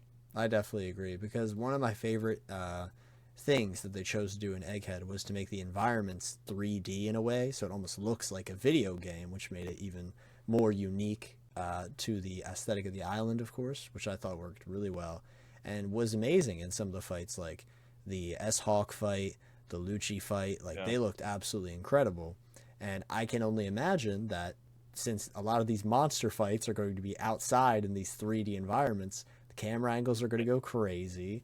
Everything's going to be so dynamic and fluid and great. So it'll probably be yeah. super fun to watch. And I'm gonna I agree with that, and I'm gonna tack on a prediction that ties to that. Mm-hmm. And it's not even necessarily a prediction, but more of a prayer slash. I want this to be a prediction, but I'm not that confident, I guess is what I would say. But I need Megumi Ishitani to direct episode for chapter 1102, end of the Kuma flashback where he's The running. running, yes. I need memories being played while that happens. I need Megumi Ishitani to pick to get some of her interesting, eye catcher visual things. Where like remember when like we had like the breakaway, like the coloring book thing in chapter 10-15, and like there was like that new scene that she added that wasn't actually in the manga, but it had like Luffy in front of Roger, and like Oh like my that god. like I need some of that Yeah. with Kuma and Bonnie, and I need to see Jenny over there. I need to see her crew that's been with her whole life. I need to see the people, Connie, and all the people Yeah. from Sorbet Kingdom. I need to see all those people. I need to see a scene just like that. I need memories playing. I need Kuma being like behind Bonnie, just like Roger was behind Luffy, and she's walking towards all the other people that she has, or even reverse where Kuma's waiting for her and she's running from the people. Something like that. Mhm. Like Megumi Ishitani, please. Like I know you got a lot on your plate. I saw a tweet that you were asking to do a movie. I do whatever you want. I just if you could do one chapter, it's 1102. Yeah. That's what I want. And I'm so excited for the Kuma flashback. My scene I am waiting. Well, obviously that scene is going to be a masterpiece without a doubt. Yeah. But the scene I'm waiting for the most is the replay of Kuma popping Luffy out of existence. That is the scene I'm looking forward to the most. I still think that is one of the most powerful scenes in all of One Piece because it's like imagine you make a masterpiece scene, a absolute masterpiece, with Luffy losing it all right there in that moment, and then we flip it completely on its head. Like, oh, I know that's gonna be just absolutely stellar, and I can't wait to see that anime. And it's so funny because that's not even like a crazy intense scene. That's not going to be technically difficult to animate like the Gorosei forms and all that. But I need that emotional just like Yeah. turnaround. I feel like it could be done so well from Kuma's perspective. We're seeing that Luffy scene. It would be crazy. I'm so excited. Yeah. Yeah, when Kuma like goes to all those different islands that he sent the crew to, Mm. like there's a lot of cool anime stuff they could do there. Like imagine Kuma goes to one of the islands and we have like they show like a little flash forward of him like sending a crew member there or something. Like there's a lot of Yes. cool things the anime could do to make that scene hit even harder than it already does. So the Kuma flashback. I mean, we should get all of that in 2025. Yeah, we will, unless they have another break, because they're going to pick up on chapter 1089, and they only have to do 13 or 14 chapters to get through the whole thing, and that's only like 4 months. So yeah, we're getting some good stuff. It's gonna be amazing. The anime, I have such high hopes for.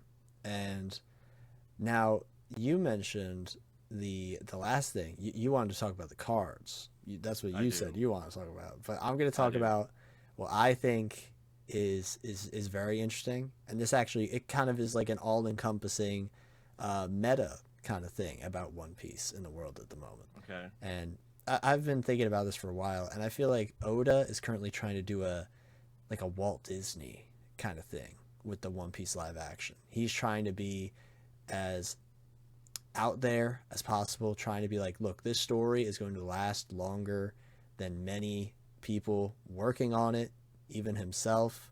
It's going to be something that impacts a lot of people's lives. Like, it could easily be like Lord of the Rings-esque, or Shakespeare-esque, like the influence of the story, just because of how popular it is. You know what I mean? And oh yeah, I feel as though Oda's really trying to do this in many avenues. Obviously, One Piece has collaborated with so many things before, but this show is going to get it to a whole new ballpark of people, regardless of whether they just don't watch animated stuff, but literally with it being Netflix, with it being something that'll reach the whole globe regardless because of that. I think he's just trying to really push it to be something greater than it already is. And we've obviously got the Wit remake that was announced. And there's just so many things about One Piece that I feel are trying to be greater than ever. And dare I say, he's trying to make a gigantic change. And we are in the arc of giants, so it does make a lot of sense. So that's what I personally think. Oda's trying to do a Disney like run for One Piece. I feel as though he's trying to push the series to be that next level, and from what I've seen, it probably is. So this is my final prediction. We will probably get the announcement of a One Piece movie this year. I think that is a pretty locked in thing, because think about it. Film Red came out in 2022/2023. It has been a while since we've seen any announcements of a One Piece film in production. And obviously, like I said, Oda's working on a lot of stuff, but I would not be shocked in the slightest if a One Piece movie gets announced to further the momentum of the series, because Film Red did absolutely amazing. Like, it was in Times Square. It was everywhere. It's like the 6th highest grossing animated film of all time or something. Yeah, like, it's crazy. It's honestly just like, oh, a movie based on One Piece. All right, like, you're gonna get a million, I mean, way more than a million, but millions of people to go just because it's that IP. You know what I mean? And like you were saying, I think you're definitely cooking. I think Oda is doing a lot to, like, I think Disney's a really good comparison, because it's funny to think about, like, I don't know this for a fact, but I would wager that One Piece has more characters, like, or at least that matter in their story, than Disney. You know what I mean? Oh my god. Because technically speaking, across all the movies, there might be more named people, but like a lot of them are just not in the ether of Disney lore. You know what I mean? Like a lot of them don't matter. But in One Piece, there's 1,400 named characters, and pretty much all of them matter.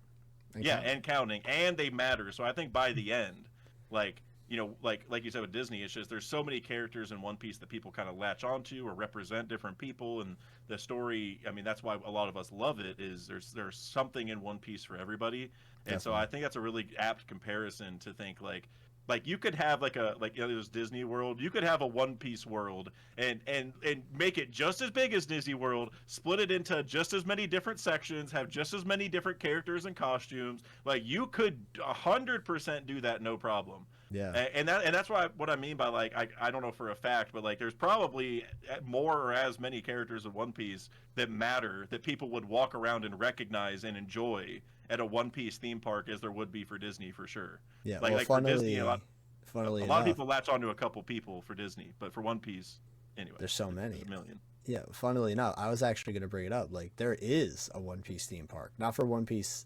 specifically, but it's in Universal in Japan. There's a whole section of the park for One Piece. And I was thinking, like, did Oda need to do that? But he did. He did. And, you know, it's not just the Straw Hats walking around. You got Buggy, you got Kid, you got Law, you got Hancock. You got a lot of characters walking around who aren't even the quote-unquote main characters. And that's because of how much, you know, love that the series has for so many characters, despite them not lasting nearly as long as, like, Zoro or, you know, Nami. Obviously, Luffy's the main character, so I'm not going to count him. But, like, the fact that Law and Kid are walking around just with just as much love as, you know, someone like Frankie is crazy. You know what I mean? It shows how much long-lasting love this series has. For sure. And you got characters like Corazon who were in the story for like 10 chapters and are in like the top 10 popularity poll.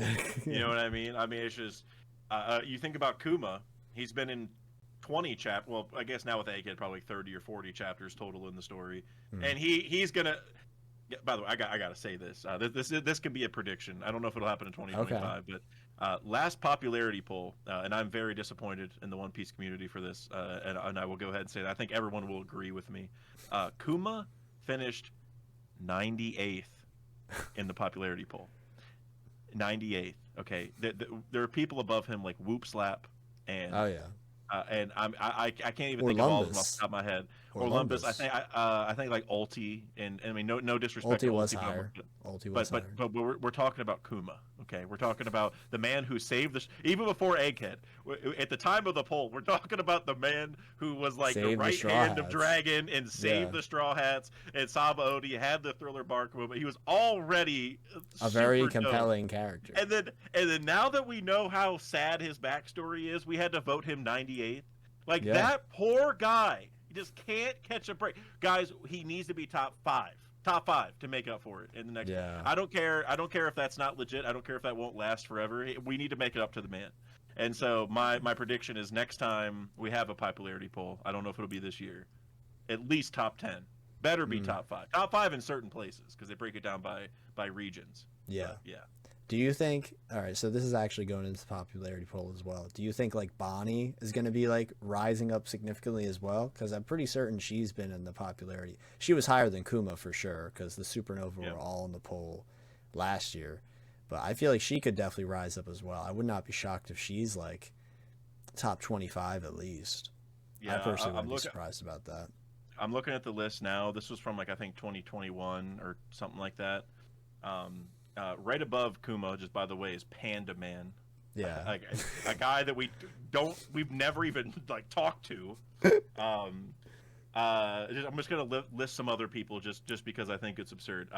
Charlotte Montdor is above Kuma. The Kung Fu Dugongs are above Kuma. Bonnie was number 85. Okay, still low, but it's still low. But given how much she was in the story, that makes sense, right? At the time, Kuma should not be 98th, even given what was going on. Paulie was number 69. No disrespect to Paulie, but like, bro, I mean, just Kuma. Again, we haven't even seen Paulie in forever, you know. Well, we recently did see him actually. Not before this. Yeah, exactly. Not before this. No disrespect, but Karoo should not be above Kuma. You know. But we love Karoo, guys. Man. Namule was number 71. Do you guys even know who Namule is? Did the fans even know who that is? Before I tell you, just ask yourself if you know who Namule is. Namule. That is the Fishman on Whitebeard's crew. There was like in Whitebeard's alliance. Yeah, whatever. One of the commanders. He's number 71. 27 places above Bartholomew Kuma, Warlord of the Sea that saved the Straw Hats. Maybe a little bit of disrespect. Nah, I'm not going to say him. I don't want to. I think okay. Rockstar 66. That was crazy. I remember. Are you kidding me? I love this guy, but Gaimon at 60. I mean, I'm okay with it, but Kuma at 98. I mean, I feel like characters like Gaimon, Karoo, even the Kung Fu Dugong, they have that like wholesome value where I don't mind them being as high as they are. But like Rockstar, bro, like what's going on? What has he offered us? You know, and look, again, I love this entity in One Piece, but the Thousand Sunny also counts as a character, which I mean I get it. I mean, we but do I'm love just the like Sunny. I love the Sunny, but I'm just thinking it's just all these things just serve to push Kuma lower. Is all is Yeah. all I'm saying, and Yeah. that's not right. You know, if Kuma was above the Sunny, which I don't even know if I actually like. I probably like the Sunny more than Kuma. I mean, nowadays Kuma's crazy, but at the time this happened, I would have probably voted the Sunny above Kuma. But Mhm. regardless, just 30, 35 spaces ahead of Kuma. You know, Whoop Slap is number 37.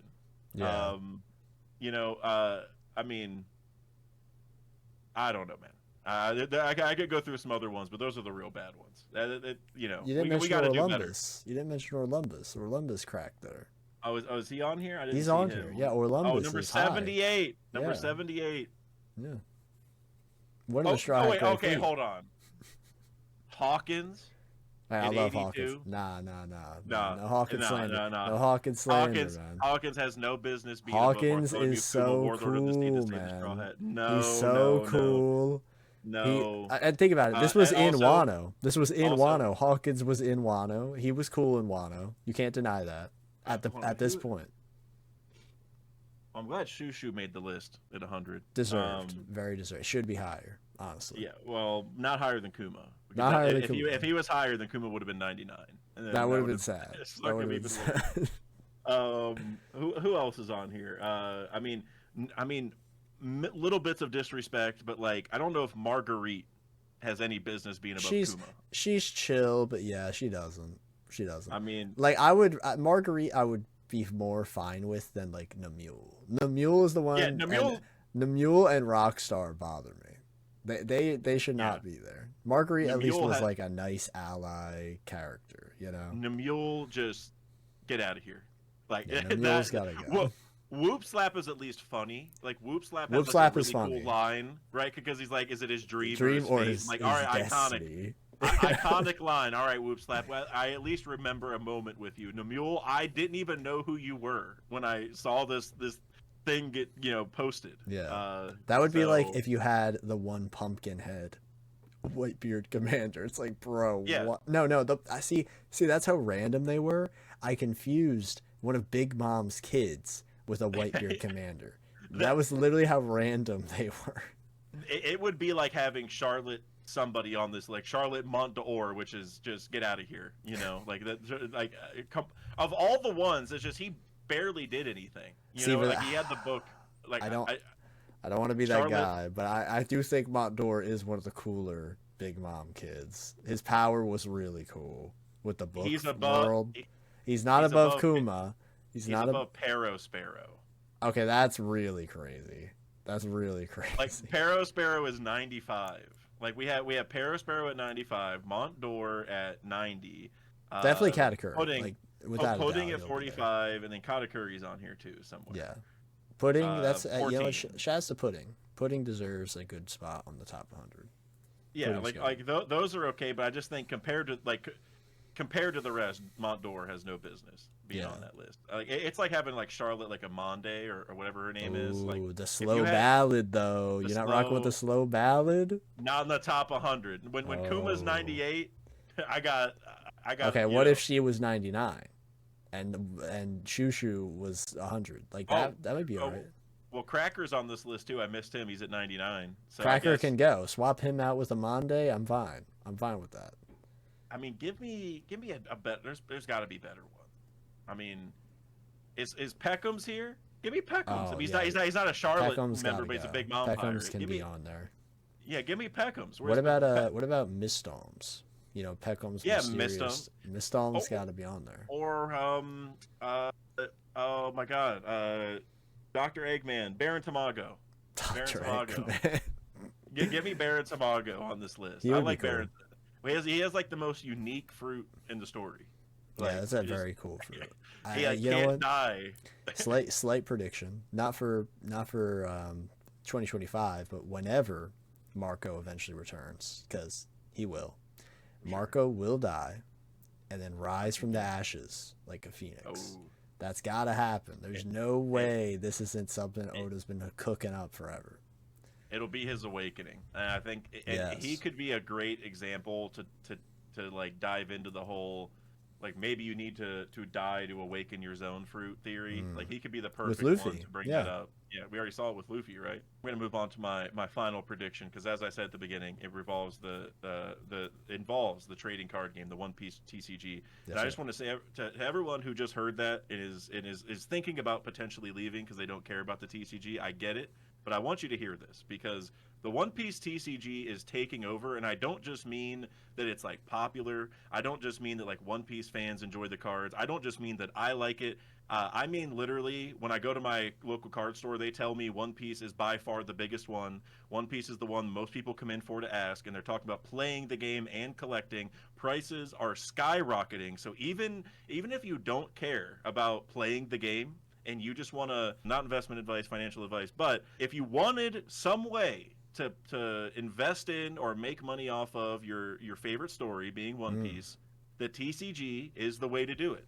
I'm not going to tell you everything I bought because I've been bothering Kev way too much with this over the last couple of days because I bought There's a lot a of whole cards, lot of amazing Buggy art that I've been sent over the past few days that are way too cheap, in my opinion. Yes, sir. Buggy's that primo quality. And think about it like this. You're not just investing, you're supporting the beneficiaries of your favorite series. You are technically being a consumer, but you get cool art.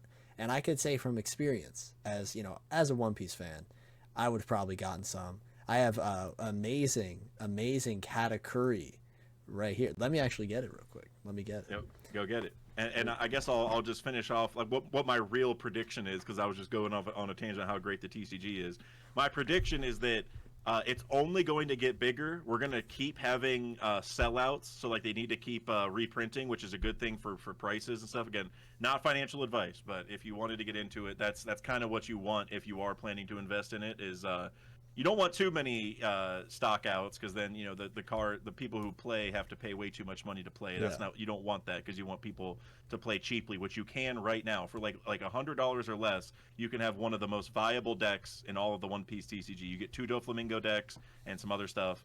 And so my prediction, generally speaking, yeah, dope character, and there's some awesome cards with him and Rosinante in one of the recent sets. But my prediction is just that I don't know if I want to say it's going to become the #1 TCG because there's so many metrics that involve that. Like, is it just how many people play, how much money is spent on it, But I'll just say that that I think right now the way they view it is there's the big 3. There's Pokemon, Yu-Gi-Oh, and Magic, and I think maybe not 2025, but at least they'll start talking about it in 2025 that it will be a big 4. And we're gonna get to that level. I think it's like Luffy becoming the Yonko. It'll join. It'll be like that. People already say, and again, this is my own subjective, anecdotal hearing online, but I've already heard a lot of people say it's more fun than Yu-Gi-Oh because Yu-Gi-Oh got very repetitive with the long combos and all that stuff, and it's really expensive to build the viable decks, and so people are kind of tired of it. Pokemon is always going to be solid because it's Pokemon. Yep. So that one's going to be hard to beat just because of inertia. I mean, everybody loves Pokemon. And Magic's always really fun, or pretty good to play. But I just think One Piece is going to get in there as one of the big 4, and everything's going to keep blowing up for sure. Like, everyone needs to get into it. Like I said, even if you don't care about playing it, you could probably go buy some of the boxes and hold on to it and sell it later and make money. If again, not. Don't go out there scalping, but if you wanted to have some way of investing into your favorite hobby, this is it. Yeah, and speaking of Pokemon and One Piece, first off, let's see this glorious Katakuri pull that I got from Mr. Sake over there. Oh, immaculate. And I think shout out to Vex. I think it was Vex. Him. Vex who originally got it and told you to get it. And I also will show you guys a card that I pulled on a recent stream here. Oh, this was none other than Mr. King. Yonko himself, future Pirate King, Buggy. This is called a manga rare for those who don't know. This is like the rarest that you can get basically in a set. Obviously you can see like the manga background. These, I think they average like 1 out of like 24 to 48 boxes, like 1 out of every 2 to 4 cases, I think. That's is the average. And it took me about that long to pull it because I've been opening a box or two every month for a year and a half, so I'm right there. And you got the best character in the series, you know. It's that simple. Yeah, and from what I hear, Buggy's pretty good too. There you go.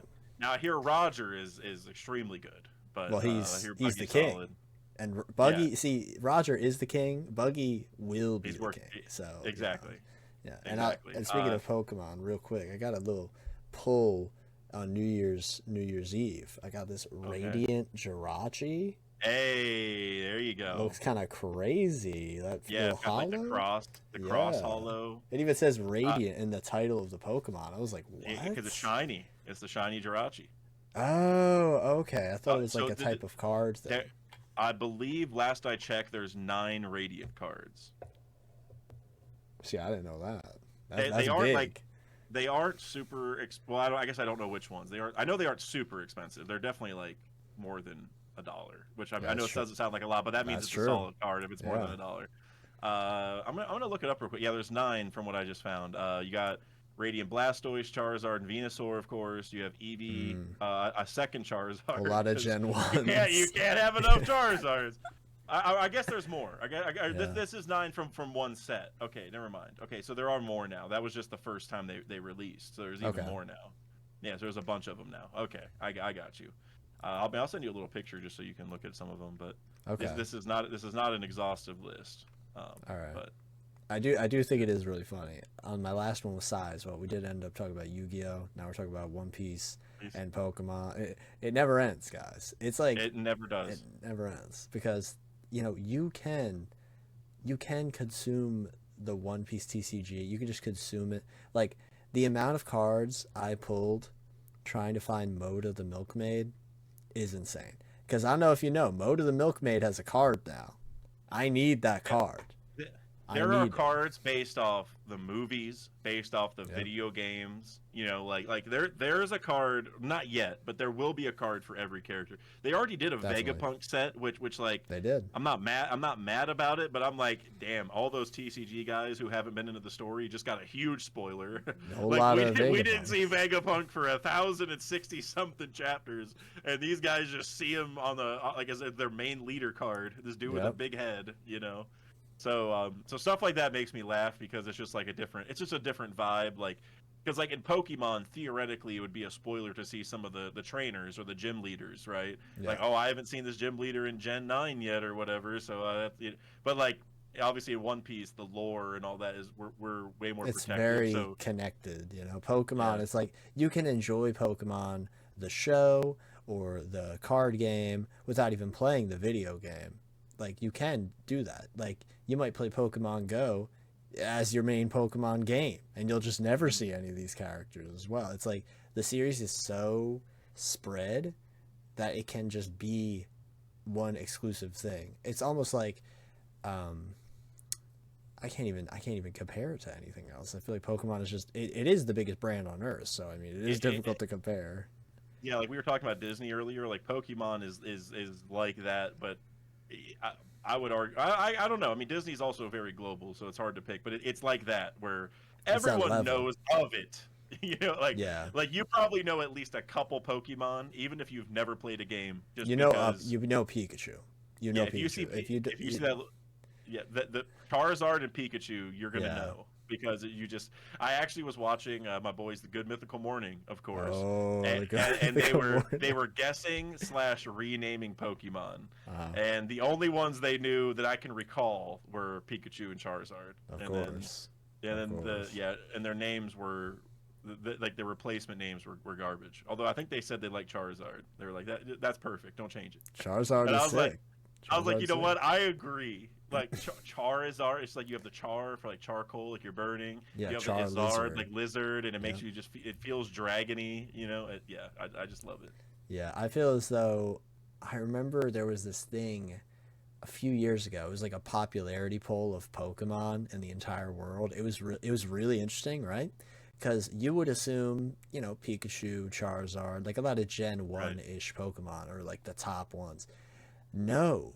Apparently Greninja is like one of the most popular Pokemon now of all time. Favorites. And I'm like, Yep. Greninja is sick, is very cool. You know, Froakie, I love Froakie, cute little frog fella. But then Greninja, you know, obviously Greninja's in Smash, big deal. It's a big Yep. deal if you're in Smash Bros. But seeing Greninja as like one of the Pokemon that's like, oh, you know Greninja, right? It's just like that was so crazy to me. It was like a kind of like a culture like wake up Hmm. call. I was like, oh, the new gen is, and that's not even new gen at this point. It's Gen 6. We're on Gen Yep. 9. Like it's Greninja. Well, the anime also did a lot for oh Greninja. yeah, Um, Ash Greninja, that was big. That was big. uh, for anyone who saw Ash Greninja against Mega Charizard X, It went that hard. was the It went it went so hard. hard, but the outcome Unfortunate. is just downright disrespectful. Yeah, it was unfortunate. We can't have fire beating water. We just can't have that. We got to get rid of that. No, but here's the That thing. It's Charizard. It's Charizard. You I, got to think I, about the Charizard tax, you know? but it's but when it causes Ash to lose, then It's I'm like, an unfortunate realization, you know? yeah, I'm like that's not as cool. I don't like that. Like Yeah. I like it when he wins. Also on the Pokemon popularity thing, a couple other ones that are consistently at the top. I can't find like an official one recent. Like there are some, but Yeah. there's just so many Pokemon polls. I'm trying to find one, but there's a million. But commonly, some that are at the top also, like usually above Pikachu and Charizard, are Above. Lucario. Yeah, Is, Lucario. is, No, is Lucario's big. Smash Bros. Brawl, Yeah, he changed Lucario the is like a game. top five. Yeah. Dragonite, Umbreon. Above Pikachu and Charizard, It Dragonite. depends. It depends on what list you're looking at. That's what I was like. It's kind of hard That's to, so. That's actually a culture clash. Like, there's no way like Dragonite is above Pikachu and it is on Charizard. some of the lists, or he's in the Okay. top five a lot. Like I don't know what the average probably has Charizard is like number one, honestly, Yeah. because just Yeah. but I'm seeing on some lists Jigglypuff, Dragonite's above I can sometimes. get Jigglypuff Uh, though. I get that. Umbreon and Sylveon, Mimikyu. I see Mimikyu a lot. I love Mimikyu. I'm a big Yeah. Mimikyu fan. I see Garchomp a lot. Um, Garchomp, goaded. yeah, I see Gengar a lot. Gengar, goaded. Yep. I see a lot of Gardevoir also. Gardevoir's a big one. I think that was Yeah. another like champion one as well, right? One of the champions had it, and then I want to, or was it just like a really popular trainer or something like that? maybe. I can't remember. I remember it was Gen 4. They had Gallade as well, which is like the knight version of Gardevoir. I was a big fan of that fighting. one. That was pretty Gallade awesome. is cool. Yeah. Dude, Dak, if you could make a Pokemon team for yourself, who would it be? Like if you Oh man, it doesn't have if to I be had to all pick a six. six, It doesn't have to be okay. six if you can't, you don't over stress, Oh man, yeah. Well, I'm already stressed, but I would say Lugia's got to be one of the six because I would just Okay. I feel safe flying on Lugia's back. I could then Okay. I'm good. If I'm on Charizard, I'm like, hey, I don't know. You have a flaming tail for one thing. You got that a scares spiny me. back. Spiny Yeah, back as well. and like I've seen you not listen to the protagonist of the Pokemon anime, so like you might not listen to me. You might get all I ain't got a lot of angry, faith. You Yeah, get all angry. I don't want a flaming tail dragon thing to get mad at me. So Lugia Hmm. seems chill. Lugia can also like communicate telepathically, so I can True. actually talk to my Pokemon. So Lugia's a guarantee. Lugia's a lock. Mm. Gengar's probably a lock because then he can just steal stuff for me if I'm ever hungry. Then he You're can thinking break about in. this way more like real life. I'm just like, this Oh Pokemon's yeah, cool looking. but I mean, Lugia's strong. Gengar's strong. Like, I'm not losing Yeah. any Pokemon battles yet. I didn't pick Pachirisu, which I know he was in the one Hey, it's cute. Cute video little game squirrel. finals, right? But I'm trying to think. So Lugia, Gengar. If I just picked like coolness or like my favorites, Mm. Tangela is like that's like Tangela's my cool. that's like my favorite like me Pokemon. Like nobody likes Tangela but me is like the way I feel. I even saw a Reddit post where it was like, if you could get rid of one Pokemon, who would it be? And the top vote was Tangela, and That's crazy. I was like, okay, there are so many worse Pokemon than Tangela. Like Yeah. a vine with like little red shoes that I don't know where those come from, but then you don't even know what he looks like. Like, give me a It's a little Tangrowth guy. evolution. Yeah, Tangrowth like evolution. Tangrowth was cool. I like yeah, Tangrowth. But give me a Tangrowth evolution that's just no vines. It's just the dude with the uncovered, and he's just. Oh, Really you know what they could do? You know what they could do for that? They could do like one of my favorite things they did as the games went on was like the forms of the Pokemon for like different regions. Yeah. They could do that. Like maybe in like a deserty location, there was some Tangulas, but because it's deserty, the vines like dried out. That would be funny.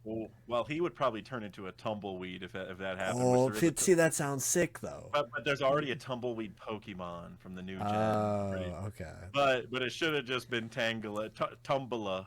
Come on. Just call me, Pokemon. I got you. How did you not do Tumbala?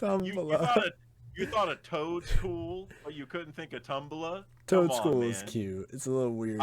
Little guy. Love Toadstool. That's like my favorite new Pokemon. Well, like new variation of a Pokemon. My favorite new Pokemon from the new gen, at least that I can think of, is actually Tinkaton. That's a good one. Let's go. It's just, I'm usually not a fan of humanoid Pokemon, but Tinkaton is like not that close to humanoid. Like it's humanoid. It's like a weird gremlin, but it's like a pink little creature. gremlin thing. Yeah. Yeah. It's got this giant hammer, that's why I like it. It's just unique for that reason. But yeah, Tangela. Who else is on my team? Let me just pick a couple. You said Gengar, Lugia, Tangela. Yeah, Tangela's just there for the vibes only. For the vibes. I'll tell you who's not on my team. Let me do that. I got 3 that I like. I'll give you 3 that are not on my team. Number one. Them? You hate Yeah, number one. Drowsy is nowhere near my team. Drowsy is gone. Drowsy sucks. I'm defeating every Drowsy that I find, and without mercy. All right, I'm actually gonna catch them all and then lock them in the Poke Center, so they're just in the box. They're just in the box forever. forever. You never get to see the world ever again. I don't like Drowsy, man. Drowsy's a weirdo. You remember from the anime? He's a weirdo. I don't mess with him. Drowsy and the evolution too. It's even weirder. It's like get away. Hypno's up there too. I just know him. Just Drowsy has that weird like snout thing. It reminds me of what's her name, Duchess or whatever from Foster's Home. I think unironically, I thought they were like based on the same thing because they're both yellow too. They're both yellow. Yeah, so I thought they were like green. Yeah, I thought they were based on the same kind of thing. That's what I always got. They probably are. Whatever that is, but I hate both those. I hate her too. So both. So Drowsy off the team. Yeah. Man, I got the other ones are tough. I'd probably say, and I don't really hate this Pokemon, but just for the sake of the adventure, Loudred is nowhere near my team. No, that's crazy. He's too loud. He's too loud. No, peace and quiet. No. Loudred. Well, think about it like this: you could just not evolve it, keep it as a Whismur, let it be a little quiet, little guy. Loudred. You don't have to evolve it to a Loudred. Then he's worthless. That's just hate. I don't want a Pokemon that I have to tell to shut up. Well, Whismur is so cute, man. How do you not like Whismur? Whismur is cute, but I just would never have a Whismur because he's weak. We were talking about a Detective Pikachu earlier. One of my favorite moments from that movie, and I remember I audibly said, "Oh my god," while looking at it, was when they're in that underground fighting ring, and there's like a DJ. Right? There's a DJ playing music, and then the bass drop was a Loudred's scream. I was like, that was so unnecessary, but so cool that I was just like, I was blown up. I was blown away. Loudred was on the screen while I was watching the movie, because I had a Loudred in the GameCube Pokemon game for a long time. Look, if I want some music or some sounds, I'm gonna get like a Chatot. Okay. I might put Chatot on the team. Chatot's chill. I like Chatot. Yeah, he's chill. He's not gonna fight anybody, but that's why I got Lugia to just vaporize like anybody that comes near me. So you got all these little guys. Okay. And legendary. I'll tell you another guy who's not going to be on my team. All right, and I don't necessarily hate him that much. I just don't want him anywhere near me. Is Mr. Mime. I don't. Mr. Mime. Get out of here, Mr. Mime. And I don't care if you're what's the other one, Mr. Rhyme. Mr. Rhyme.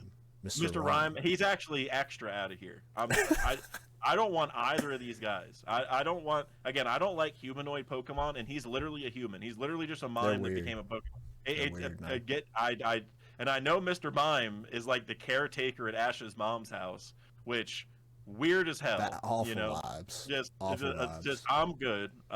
So no Mr. Mime. Nope. Hmm. So no Mr. Mime. What did I say? No, no Loudred and no Drowsy. And honestly, of those three, if I had to pick one, it's Drowsy. Drowsy Nowhere. could go. Drowsy can go. He could be deleted from Pokemon lore, and No zero one would people care. No one would would care. be upset. Yeah. No, not him. Um, I mean, there's actually some other ones like Swalot. I hate him. Yeah, Um, that's chill. I kind of like it's a little fish guy. You know, it doesn't really bother me. Little fish um, guy. I literally looked up unpopular Pokemon, and I feel like I kind of like a lot of these. So I don't know. You're getting bothered Oh, by the Google recommended. probably good on Jinx being anywhere near me. Yeah, Jinx. Also, No, I'm Jinx. good No. on that. No Jinx. I mean, like I don't know what I think about Garbodor. I mean, The Garb. like I like the Garb. The Garbod's funny. well, Garbod's but I funny. just mean as far as having him with me. Like I Oh mean, no, I I guess wouldn't want him with me. Would not. but I want need him to with put me. my trash somewhere, so he would just like eat it. Well, I guess I could get a Galarian or an Alolan Muck for that, right? Because he eats True. garbage, and that's why he has like the crystals, right? All Yeah. right, so I'm getting a Alolan Muck on the team too. I'm thinking very sustainable. You have such a detailed team. I feel like mine would be so like not All right, who you this. got, Kev? Who you got? So off rip, I gotta say I gotta give massive respect to my number one favorite Pokemon, Graveler. Specifically Wow. Graveler. I love Graveler. He's my guy. He's my little rock guy. Not Geodude. Graveler. Just really trying to emphasize this. The middle evolution. I will never evolve him. I will never trade him to be a Golem. Golem is lame. Graveler is cool. So Graveler, and think about it. Graveler's so big, I could just ride on top of Graveler. That would be pretty sick. You know what I mean? Graveler's like a ride slash pet friend. He's all you need. Doesn't he roll like Golem though? I Well, he think. could. I could be playing Super Monkey Ball. I could be on top. That'd Oh be my cool. god. That'd be pretty sick. You never know. So then, outside of that, I got more rock-ish characters. I got another one of my favorite Pokemon, Crocodile, one of the best Gen 5 Pokemon, without a doubt. One of my favorites of all time. The first Pokemon I ever got to level 100. That's a big deal. Wow. That's a Yeah. pretty No, big deal. that's a special connection. Mine is Nidoqueen, so Oh, I feel that. Nidoqueen's cool. Nidoqueen's cool. Yeah. The Um, Nidos are great. yeah. And then another rock Pokemon, Gygalith, which is a cool crystal Yeah. for quadrupedal one of my favorite Pokemon. First shiny I got in Gen 5. Huge deal. Huge deal. Yeah. For sure. And then for flying, I did think about this, not because of it fully, but because of the cuteness. I got Rowlet, of course. Rowlet's got to be with me. My favorite starter of all time. Rowlet's there. If I could find, You can't ride on Rowlet though. I can't. But my guy, I named him Craig. Craig the Rowlet. He was a demon. He was a demon. I bet. Yeah, Craig. I love Craig. And then I'm gonna go with Badoo. I love Badoo. He's such a little guy. Oh, the grass guy. Yeah, he's such a little guy. He's just a little plant guy. He is just a little guy. I love him, and I love how I just have rocks and grass. I'm just like I'm the most natural. I'm the most naturally based. You gotta get what's the you gotta get Trevenant next. He's just a Trevenant tree. is sick. I do actually really like Trevenant. Sudowoodo. Oh, Sudowoodo, because he's a rock who looks like a plant. You see, it's like Exactly. the plant. That's why it's Pseudo Wood. Yeah, Sudowoodo. Yeah, Yep. but I'm trying to think. Is there genuinely any Pokemon I like that aren't that I would choose on the team? Because I have a very strong dynamic with my team. The aesthetic is very clear with my team. But that's already 5. I feel like for 6 we got to switch it up. We got to do something crazy. Well, I mean, I just want to throw it out there. There's a couple other tree Pokemon you could pick from. There are. Executor. I do love Alolan Executor. I was about to say, or Alolan Executor. I do specifically love that. Technically one other one. I think he's a tree. Is like Abomasnow. Oh yeah, he's like a coniferous tree. It's like a snowy like evergreen. Yeah. Whatever, right? Yeah, I do like a lot of the ice Pokemon too. I was a big Cubchoo fan. Cubchoo, super cute, Okay. little sneezy cute. bear. Oh man, Shiftry, that's a tree as well, of course. Seedot, legend. Who doesn't like Oh, C dot? You know? me. Wow. Okay. No. Okay. But you know who's goated though that we Okay. haven't said. Oh well, we've gotten very close to saying him, but Bonsley. I do like Bonsley. Dude, I remember in Smash Bros. Brawl, you could just pick up a Bonsley and just chuck it at people. Like it's like it was Dude, so crazy. Bonsley is great. One of the better baby Pokemon, in my Yeah, opinion. I think the best baby Pokemon. I'm a big Magby fan. I feel like Magby is so Great. slept on. Magby's Yep, cool. Magby's great. My only issue with Magby, it's not even Magby's fault though, is that like Magby and Elekid obviously evolved into Magmar and Electabuzz, and then they have Hmm. another evolution, right? Magmortar and Electivire. Electivire. But Jinx didn't get an evolution, and I'm like, It got where's the Smoochum, consistency? but no evolution. Exactly. We got the baby form, but they're like, Jinx doesn't need an evolution. I'm like, guys, everybody hates Jinx. Can we just do something to make Jinx better, please? Like so that we don't hate Yeah. Jinx anymore. Yeah, I'm trying to think of what a six would even be, man. I'm actually trying. Like I don't. Oh, I guess a couple other tree Pokemon. Technically, I just looked up all the tree Pokemon. Uh, Cacturn, Oh, because it's a Cacturn's cool. The cacti. cactus. I Technically, did yeah, like it's that kind of like one. a tall cactus, so it's kind of like a tree. And then Maractus, is that what they're That's a called? And then they, Gen 5. Yep, Maractus. yeah, that's another one. I remember a few years ago I did this like poll thing, and it's this website where you can do all the Pokemon in like a grid. It's like, oh, your favorite fire type from this gen. It's like a big old table, right? And you Yeah, eventually come to a finale.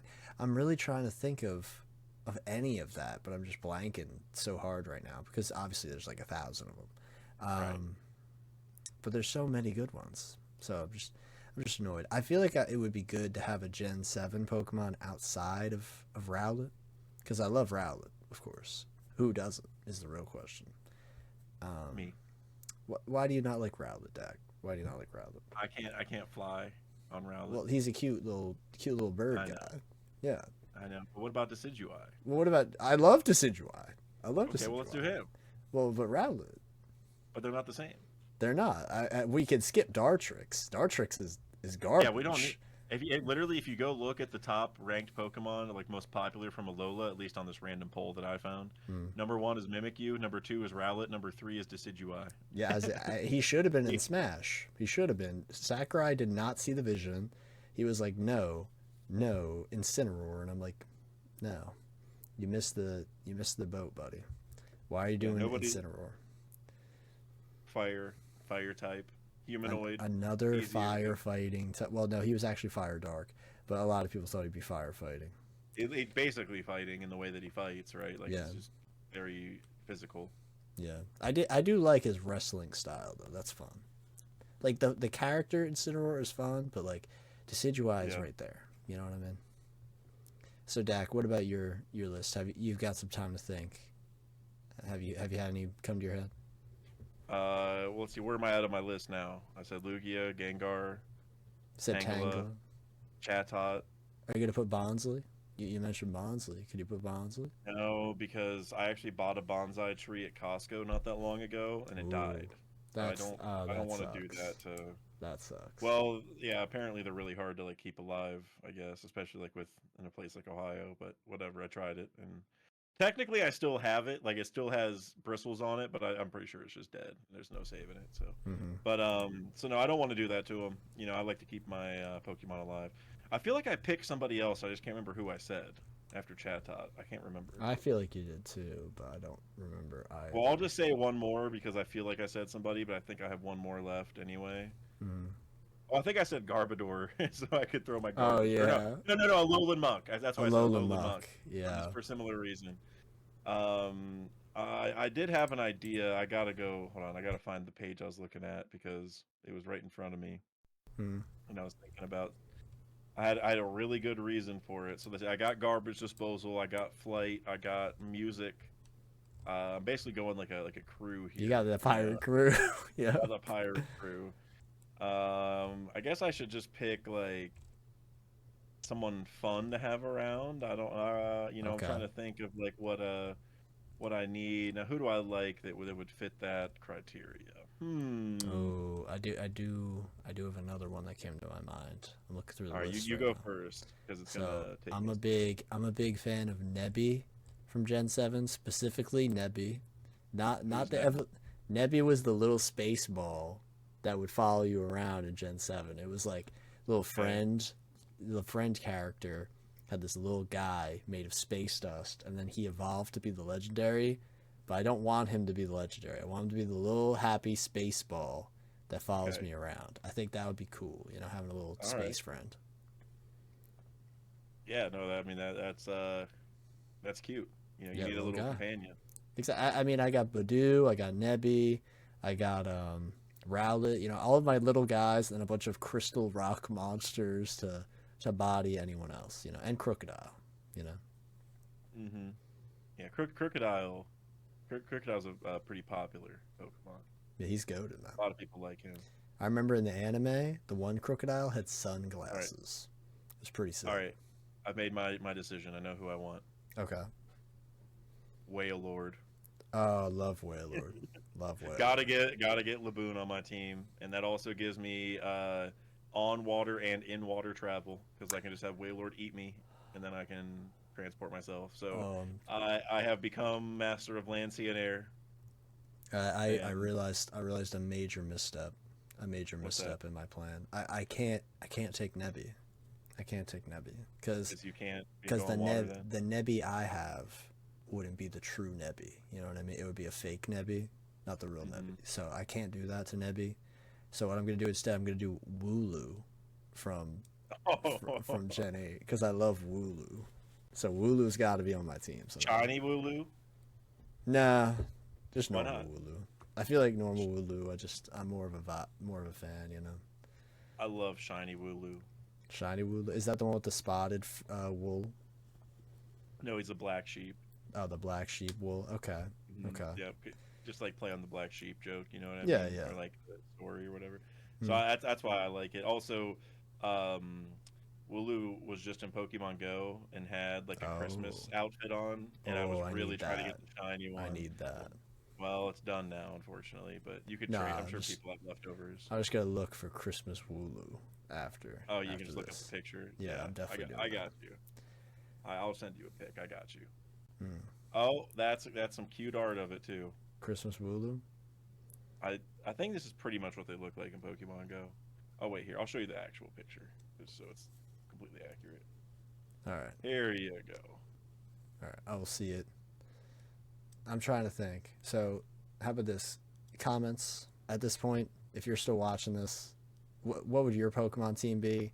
And would Dak's Pokemon team be more your speed, or are you more of a fan of having sheep and plants and rocks follow you around?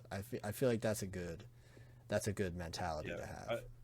Are you Ash Ketchum, or are you the guy who was training the Sandshrew with like Oh, like restraints and stuff? You know, no, no. What like is are you taking this journey seriously? Or are you just here for the vibes? that was not the vibes. It was like animal cruelty. What? I'm just saying in comparison between you and me. Do you want the I'm not. fun? I'm Do you want not the the fun journey? what? I know. I'm not saying I hurt mine either. I'm just saying that I'm serious, and so I'm I'm just saying, serious. I got my what path are you crystals. taking? I got Are my you taking crystals. I the got my plants. I got are you, Wooloo. are you taking the Ash Ketchum?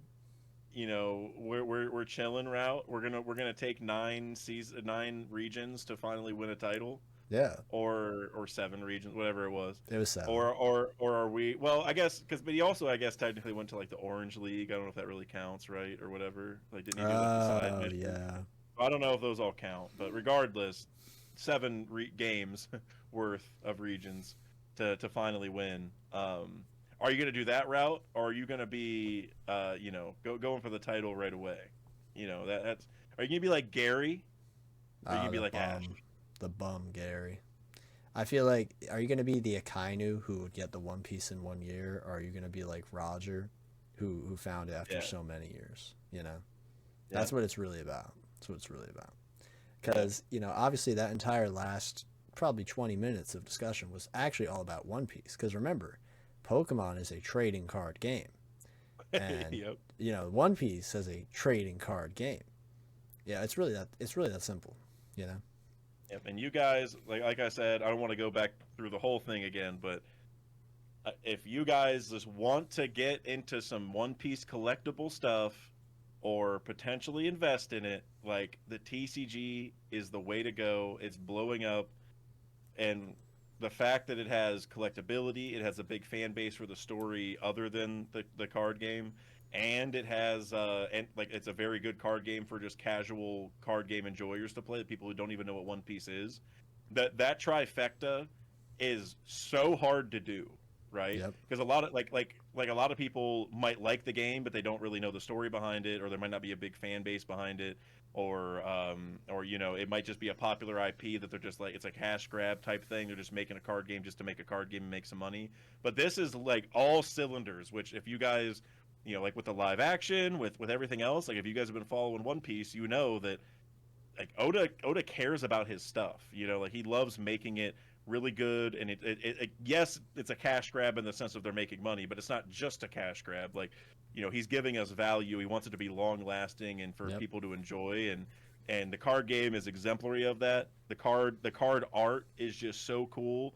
And lastly, and I know I'm on a whole tangent, but just lastly, if you guys are into TCG and you're wondering maybe like one of the things that like make them a little bit different, there's actually a bunch of videos you can watch on it. But one thing is the kind of parallels they give away for tournament entries and winning, and the way that they do parallels in other sets is just, it reminds me of sports cards a little bit, where like every parallel is desirable. Like they're making the same character or the similar pose, but they're making like rarer and rarer parallels. So every box, it's like, well, I want to get this version of Brook because it's really hard to get out of this box, even though I can get a similar one from this one. Like the way they do parallels is great. They give away so much stuff that people actually want at tournaments. It's just, they're killing it. That's all. They're killing it.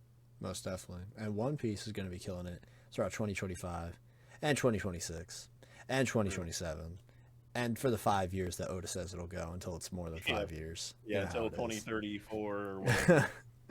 And of course. But of course, Mr. Sake, thank you for joining me on this journey through One Piece and many other topics, as always. We even talked about Rhett and Link, as always. The goat. My YouTube goats right there. All right. You all make sure to check out Dak. His channel will be in the title and description. And, of course, check out Redacted as well. That's a fun time if you want more videos like this where people have a fun time rambling, talk about things we love, about One Piece and other things, So, like we said in the beginning, what are your predictions for One Piece in 2025? Let us know down below. Or did anything we said make you really think? Because I'm going to be honest. I'm going to be thinking about Buggy and Blackbeard being the Rock's inheritors, while Shanks and Luffy are the Roger ones for, like, probably the rest of the story, to be completely honest with you. I had that thought, like, mid-conversation. I'm like, wait, is this it? Is this the way? Honestly, I'm honestly thinking that could be a video thumbnail in my head, and the thumbnail is great. So, yeah, you could have some fun with that.